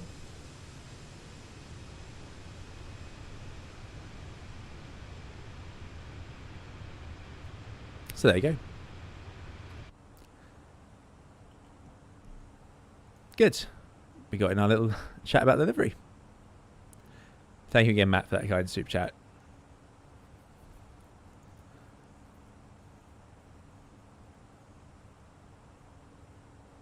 Yeah, let me sort the audio back out so you can hear the airplane again. I think it's somewhere like there.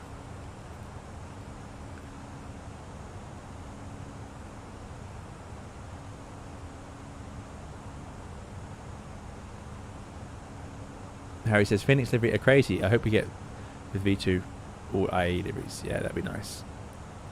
Matt says, I had an I Spy at the airport book years ago as a kid and had all of the tail fins in them. Great shame they went, as it really does add a bit of variety. Totally agree. I'd love to see it back. Another totally random question says Luke. What is the emergency cancel button on the ECAM controls? How does it differ from clear? Great question. Again, Matthew Presley wouldn't know this, but he'll know the definitions. But if you have a fault, we might not have time to show it today. That's a sort of a video on its own, really.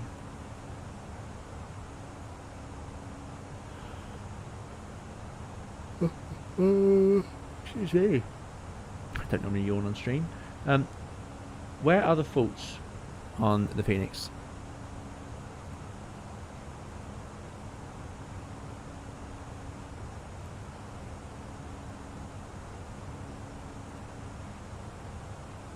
They're obviously not here.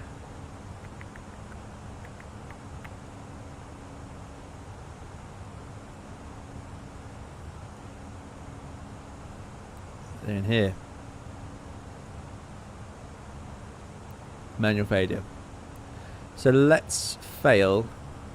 I don't want to fail too much. Let's fail something not too important. Oh, we can answer Matthew's question. So if we lose engine 1 bleed, let's fail it.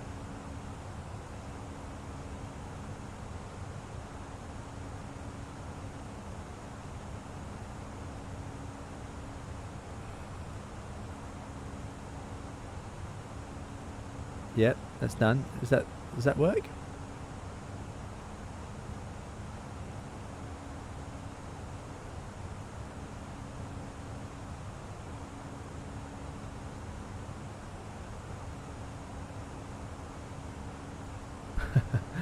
It might not have worked.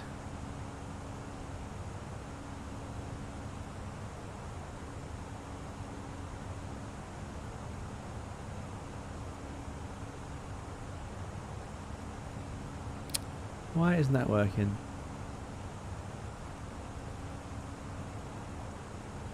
I've definitely done this before. Ah, well, basically, if you have a failure, Airbus will tell you. You'll get a warning on the ECAM. It could be that it's just the low pressure that it's failing. Let's try high pressure. What's there? There we go. Again, it's failed in the open position, so it's not actually going to know it's failed. I think that's why, because until it changes, it won't know. Yeah, so I think it is doing it, but let's have a look. Let's have a look. Electrical's always good. Let's just fail a gen. We won't do the essential. That'd be a bad day. There we go. Clunk. What was that? Mac, outcruise, nav, AP1, speed. Okay, ECAM, master caution. Fly the airplane. We're in Mac, outcruise, nav. We're in autopilot 1. I can see it's reverted to Mac, but that's fine. It's time to descend, really. So let's actually get going down for the purposes of continuing the approach. Starting with flight at 100s. Thrust start open descent. I'll just do an announcement.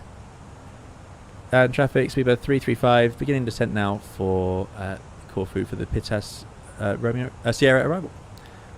So, we'll go manage speeds. What you get here is let Gen 2 fault and it gives us what to do. And Gen 2 off and on if unsuccessful, blah blah blah. Now you do that and then you press clear to get rid of it. And then you have the status page. I've got a video on that. But now, let's redo it. And we go, oh. Well, you wouldn't use it for this. Basically, if there's a fault you're getting that's spurious, it's not a genuine fault. You don't... It could be something that's recurring, or it's a faulty sensor or something like that. Then the emergency cancel has an option for you to cancel that specific caution, and it will appear on the status page as cancelled. What this means is it will no longer trigger so that whatever is triggering it doesn't matter. That fault will no longer appear. Very risky button to use. You have to know what you're doing, and it's only for very specific situations. I don't like it that much. I don't use it very often. If you're running with like an MEL where you keep getting a caution because of the MEL, I still wouldn't do it, but there comes a point where it's distracting to have the cautions pinging all the time from the MEL or whatever, MEL being a system that's turned off on purpose, but the airplane still doesn't know that, so it just keeps telling you, oi, oi, this system's not working. Now, it could be much more trivial than a generator, so yeah, I would not cancel things like that. Now, there is a way to bring it back, I think. Yeah, if I hold down recall long enough. There you go. So let's fix that gen. That's working again, and you go back. But that's what the emergency cancel's there for. Clear, you just clear it out, and it goes to the status page, but it could still trigger again. And that's the difference. Haven't messed up too much. We are in thrust out open descent. We are significantly high with that tailwind.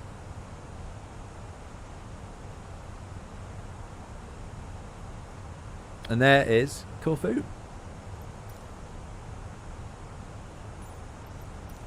So, airport should be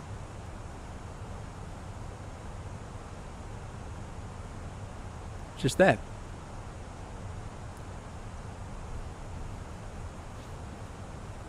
Captain Mozart says, TUI have started the cadet stuff. I tried last Christmas but didn't get through. Very competitive. Yeah, but that doesn't mean... Yeah, it will be competitive, but there could be other schemes, or you could apply again. But yeah, they will be definitely sought after. Good scheme. I would suspect, anyway. I haven't looked into it that much. Right, here we are then in the descent. We are arriving into Corfu. Beautiful island, great place to go on holiday, great place to fly into, love it all round. Let's get down. I want to be a bit lower so we can actually enjoy the views a little bit.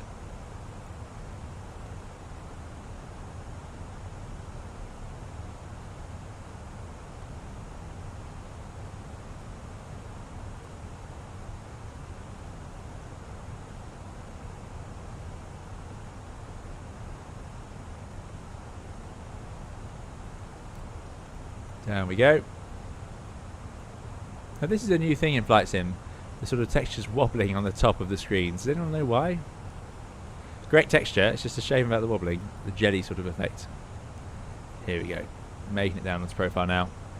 James says, Corfu was my first ever holiday. The takeoff was awesome towards the mountains. Yeah, taking off as well is great fun. So that's Corfu Old Town. Cruise ships coming there. There's the runway. And out here you've got all the resorts, beaches, beaches, beaches, beaches, bays. You can take boats out.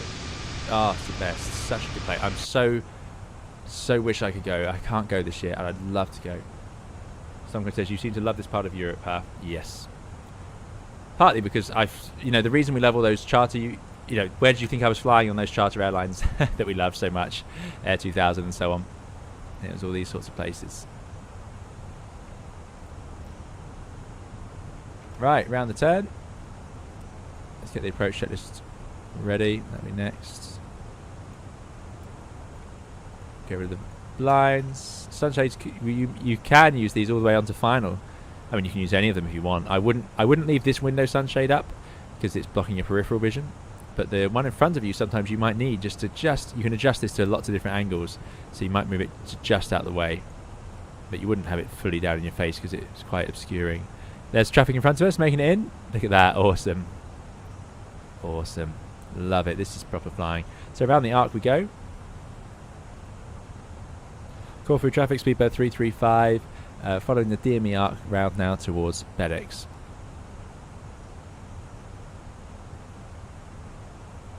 Detective says, I'm heading to Crete in the summer, but my dad booked it and thought he booked a holiday in Kos. Yeah, it'll be lovely either way.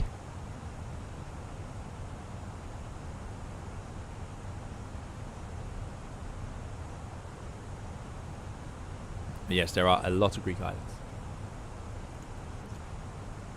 Right, let's get rid of this. That one doesn't matter. That one doesn't affect your view much until you're on the ground, and then you won't be able to see the wings properly. Big island Corfu. For a Greek island, it's one of the biggest. Crete is another one. Rhodes is also very big. So we're going to go round. We're actually going to cut in across this bay here and then turn final. And as you can see, we can't fly straight for the runway because these hills are in the way. So we have to come in slightly offset and then turn in and fly through this gap here with the hotels. And there's often spotters around here. Just beautiful. Over here you have the hills. When you take off, you're pointing this way. You've got the town in front of you, and then you have these big hills in front of you. Quite a sight.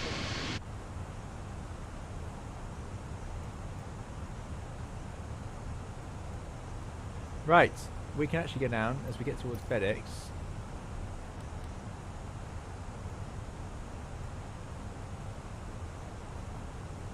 On this leg down to 4,000 feet. Now we've gone past the 291 Papa. So 4,000 feet, let's set the QNH. Let's bring back the weather.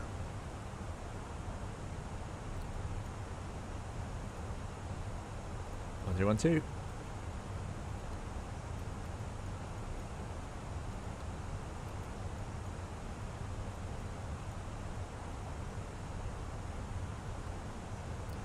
Good. Right, let's continue getting that altitude off. Through 10,000 feet now. How are we doing? We're only 1,200 feet high. So we're getting back on the profile here. So I'm going to go back to manage speed and leave the speed brake out. Manage speed.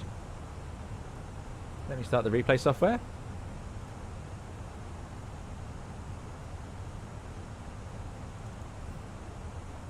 Flight dispatch is taking off. Took off from Tirana. Coming in behind. Traffic at 0495 inbound BEDX 7 miles for the Arnav 34. 7 miles. We are Corfu traffic, speedbird 335. I think we're slightly ahead. We are 2 miles from BEDX for the Arnav 34. We're about to make the turn. I can see the colleague there coming in, but they are behind us now, to be fair. So we're going down to 4,000 feet on this leg. We've got the replay. Yep, have you sight? Thank you. 95. Thank you. 2,900 now.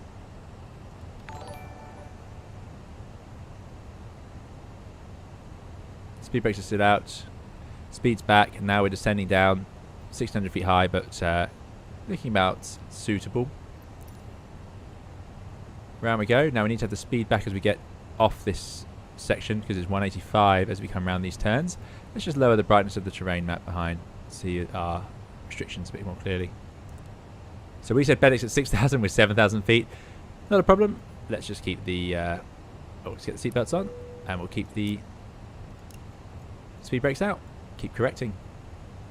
It should reduce to 185 as we get closer to it. So you can see now we have a level off at 2.9, so that's good news because it won't begin the descent from 2.9 until after this point. So actually what it's going to do is level off and then decelerate, and here's the decelerate point here where it's going to reduce to the next speed limit. The decel point is for the activating the approach phase is quite late there. It's a little bit uncomfortable. I'm going to do it myself earlier than that. So I'm going to pull 250 now, activate the approach phase, because that's just too late. It messes up the checklist here because this is a different sort of checklist. Right, we've got approach checklist. Ecam status is checked. Approach type, we've got the RNAV for 3.4. Minima 770 Barrow is in. Approach phase is active, and then we're on the Barrow QNH 1212. Speed brakes away. Time to decelerate. We'll go manage speeds. 1,000 feet to go.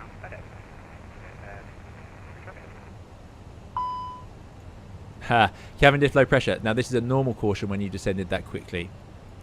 Master caution, cabin diff low pressure. Expect high cabin rate, reduce the vertical speed. I'm going to reduce the vertical speed. This caution will actually clear. This is something that can trigger because of the way we descended. Right, speed is good. Flap 1. And remember, after this next leg, this all happens quickly, this approach, doesn't it? So we need to be 185, which we can do, even with flap 1 out. But I'm actually going to get to flap 2, because I know I then need to descend to 1700. Here's the island. Beautiful, beautiful, beautiful.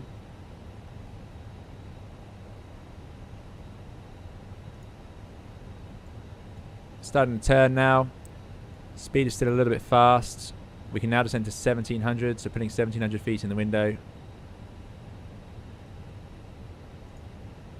Just going to wait for the two-way point to swap over. Below the speed, let's go flap 2. Flap 2. Waiting for the two-way point to be the KR 600. Now we could go down to 1700 feet. I can see the vertical deviation brick. I'm actually happy with where it is. We're below 185. So once the next waypoint. Now let's arm approach. App nav, final blue. This is where the Phoenix is good. Okay, get his colleague behind us. Corfu traffic speedbird 335. We are 9 mile final for runway 34. Now they're going to be quite tight behind us if they're on base, but there's 5 miles pretty tight into Corfu, but we shall see. So approach checklist is complete. We're setting record. Now the real aircraft I actually think would go into final mode here because we are on the brick and we've armed it. It looks like it's going to delay it a little bit here. There we go. Speed final lap. That's what I wanted to see. Now it wants to go down to 1700. 2,500. A little bit early, given that we're over the water, but there is a bit of a hill beneath us there. Let's go gear down. It's going to suddenly dive down. This is not what I would have expected from the coding. It actually wants to be straight down at 1700 now. So we'll put the gear out to help it out. It is depending how it's coded. This is why a really careful way to do it would be to descend to 1700, get into outstart, then press approach, because it prevents it doing strange things like this. There we go. Gear down, arm the ground spoilers. Nose lights on. And this is different from the VOR. Instead of coming in steeper, you come in a lot lower on the platform. Corfu traffic, speedbird 6. Mike Charlie is 4 miles from Kilo Romeo 601. Okay, 2 aeroplanes behind us have to fight it out. We would now check our distance versus the altitude as we leave 600 below 185 at 1700. You can imagine being 185 here was very fast. And then at these different ranges from the airfield we have an altitude we want to be. So 5 miles, 1650. The runway will actually appear up here, so we'll be able to judge that. So let's go flap 3. And down we go, flap full. We'll put the go around altitude in of 4,000 feet. Corfu traffic GN 495, turning final for 5 miles. Okay, and now we would check each altitude as you go through. That's what the other pilot would do. Right, we are visual.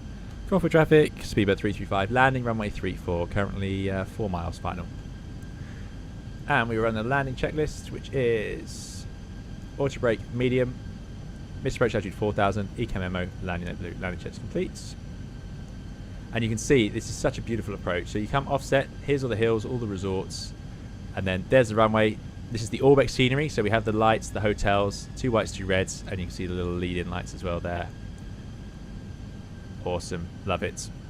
Right, let's see how this goes. Excuses are too late, we're reaching 1,000 feet. 1,000. To see the distance, I can see the two-way point is the runway, and there's 2.8 miles. Also, I've put in the runway here. That's Corfu, 3-4, 2.6 miles.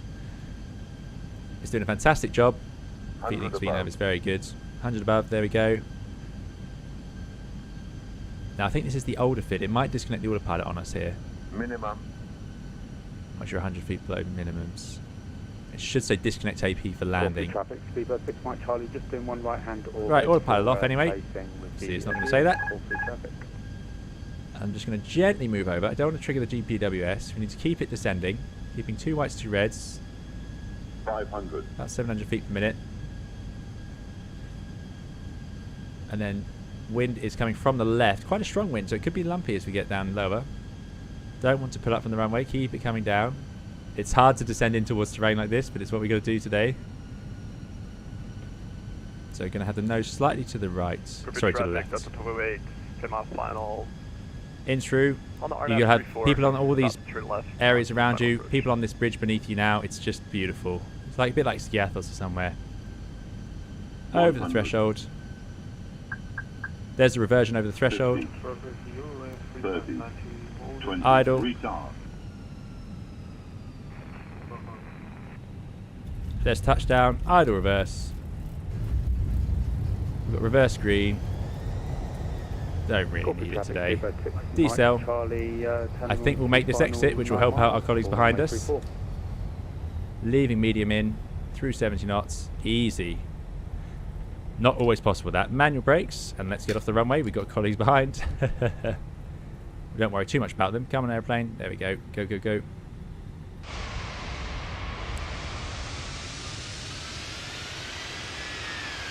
No trouble. We probably could have made it to the next exit. Even so. Let's get over the line. There's our colleague in front. Made it. Excellent. Look at this scenery. Orbeck scenery. Fantastic as ever. Corfu traffic, speedbird 335, runway vacated 34. Good. Let's go park next to our colleagues. And welcome to Corfu. I absolutely love that approach.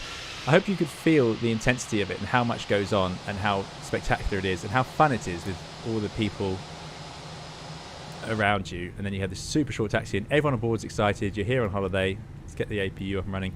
I won't shut anything down. I won't, 495, landing 344 miles. I won't move anything around actually because of course we're going to do the replay. So let's just park up. But yes, you would of course do your after landing flow. Thanks, Captain. Was it? That was great fun.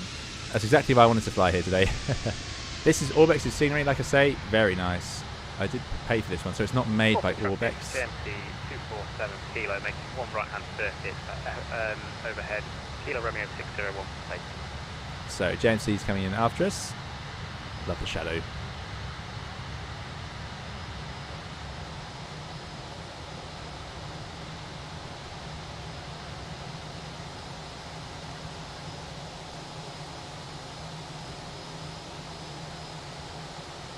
Oh, bit abrupt. Corfu traffic, speedbird 6 Mike Charlie on a 4.5 mile final for runway 34. Do a quick jump into the drone. Replay is coming.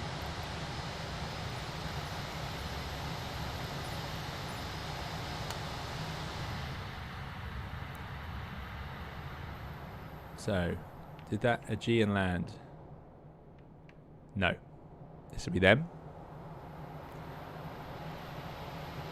So there's us. Yeah. I haven't actually been to this little spotting area, but as you can see, the hotels and then people are often down here. Hope you enjoyed that. That I did.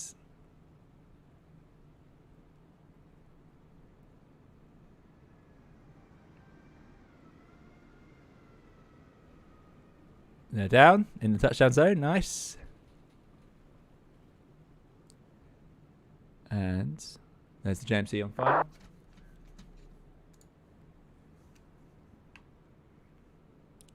Thanks, MG King. Corfu traffic. Checkpoint says, love how the company on the stand next to us felt caught and suddenly put the gear down. Yeah. Speedbird traffic, sorry. Corfu traffic, Delta 208, 4 miles final, 3-4. Corfu traffic at GM495, gated 3-4. So that's the Aegean down. This is great. Thank you everyone for flying along. It's always good fun. And look, we've done really well, I think, sequencing here.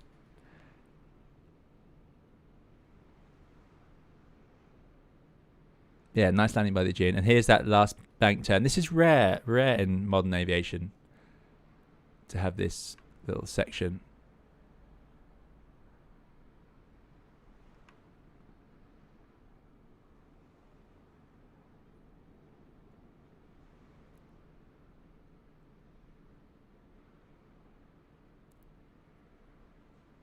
Yes, another company.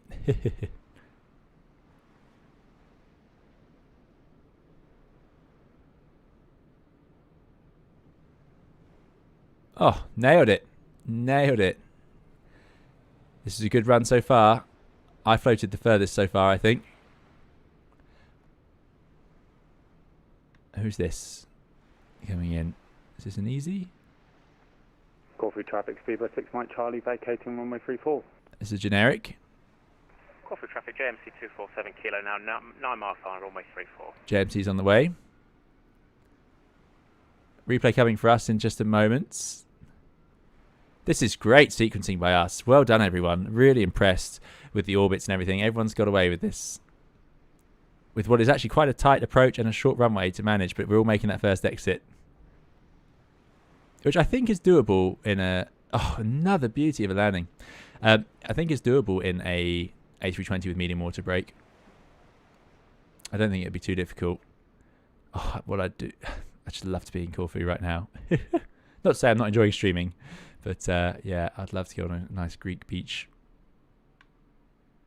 Have some tzatziki and moussaka, which funnily enough was what I was having last stream, I remember.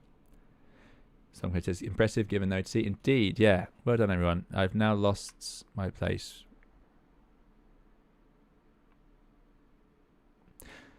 Well, we can just have a look at the scenery a little bit more. Everyone's parking up next to each other. That's great. I like the run in these lights. Always make you feel like you're at a bigger airport. Corfu traffic, Delta 208, vacated 3-4. Ah, it's Delta. There we go. Do I not have any Delta deliveries for the Phoenix? I suppose they might not be in the Phoenix. Let me just have a look on here. Corfu traffic, JMC 247 kilo now, 5 miles final for runway 34.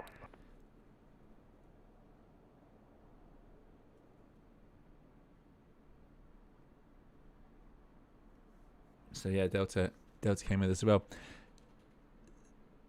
Huh. Wonder why. Well, I guess I don't have the right livery. But there we go. Look at this. This little beach area. This looks fun. Hire a boat, sit here, spend an afternoon watching the airplanes try, well, I say try land. And the takeoff, people stand here on this seawall. There they are. There they are. There you go. Awesome. They're actually animated. That's great. JMC is just there. Let me just up the rotation speed.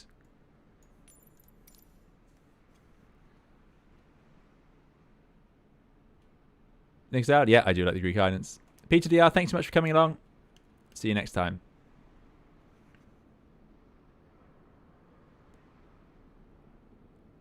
Not often you get animated people on these. Just to show quickly before the JMC lands. Here's the runway, and that's the view on takeoff. Funnily enough, what's that? Oh, it's a ferry. That's cool. Or a cruise ship. Orbase. This is a very good one. Yeah, so this is actually further away than you think. You don't get near it. But these hills here are surprisingly restrictive because, of course, if you have an engine failure and cross this threshold here at 30 feet, then that's low to be passing over that stuff. So it's quite restrictive on performance.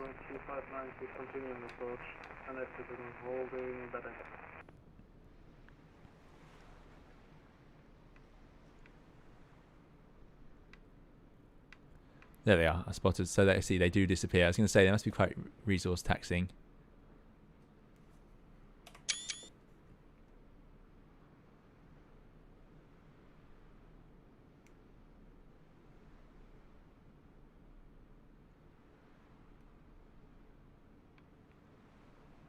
Shame about the sound, but there we go. Down, well in the touchdown zone, sorted. Fantastic, well done. This wheels bug is quite frustrating now on VATSIM, isn't it? I hope they solve that one. It's very distracting. Oh no, was there an ad there? Sorry, I'm so sorry. That's an automated process on YouTube now. And there we go, off at the exit. Love the JNC livery. Yep. Well, JNC 247 kilo, runway vacated. I can officially say I'm incredibly nostalgic and would love to go on holiday. Look at this scenery though, this is great. I can tell you this is exactly what Corfu Airport looks like. You've got the in and outs of the terminals, different custom sections. The departures gates are in here. I don't know if they're modelled or not. Yep, there you go, your arrivals baggage. Exit. Lots of people walking around. This is a good one, really good. There we are, we're the only ones left our light on. And departures, I guess.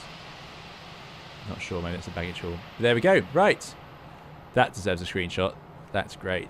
Lots of us there.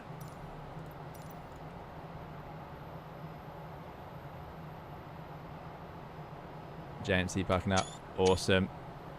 Get the tails. Fantastic. This is great. All the buses. Maybe get the nose. There we go. Right, enough. I will bring up the replay. So, thank you all of you for flying along on VATSIM. Thank you to the controllers. Great fun today. Let's now do the replay. Brain. And here we go on final.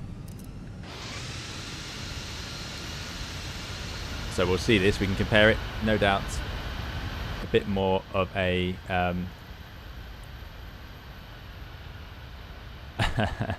bit more of a float than we had previously.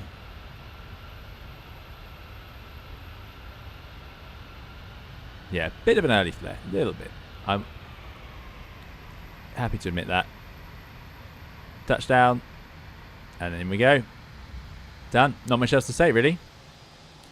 I would do a replay over the spotters area, but we've already seen that with the others, so we don't need to do that. Let's put it back onto final. See if we can get all the controls in the right position.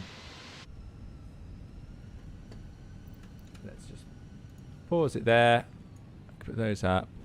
Arm those, and let's go to a nice camera view. Which side do we want? Probably left aft. And I'm going to say thank you all so much for coming along. I've had an absolute blast today. Really enjoyed it. Thank you for those incredibly kind super chats and donations. Really, really, really appreciate it. Thank you for supporting the channel. Flight Dispatch 320. Thank you. I see another £5 super chat. Thanks for another great stream. It was fun flying along as always. Have a good week. Thank you, Flight Dispatch. You have a good week too. Thank you so much again for your support. I really, really appreciate it. And thank you to everyone who's so kindly super chatted and donated today. It's very, very kind of you. Thank you to the moderators for looking after us. Thank you to those of you flying along and the VATSIM controllers. Thank you to those of you watching along. Thank you for chatting. Do please leave a like on the way out if you enjoyed it. And like I say, thank you all so much for coming along today. And I've had an absolute brilliant time. We'll see you again for another video, live stream or podcast soon. Keep safe and well. Enjoy the replay. Thank you. And thank you again to Flight Dispatch there. And thank you so much. Have a good evening. Bye-bye.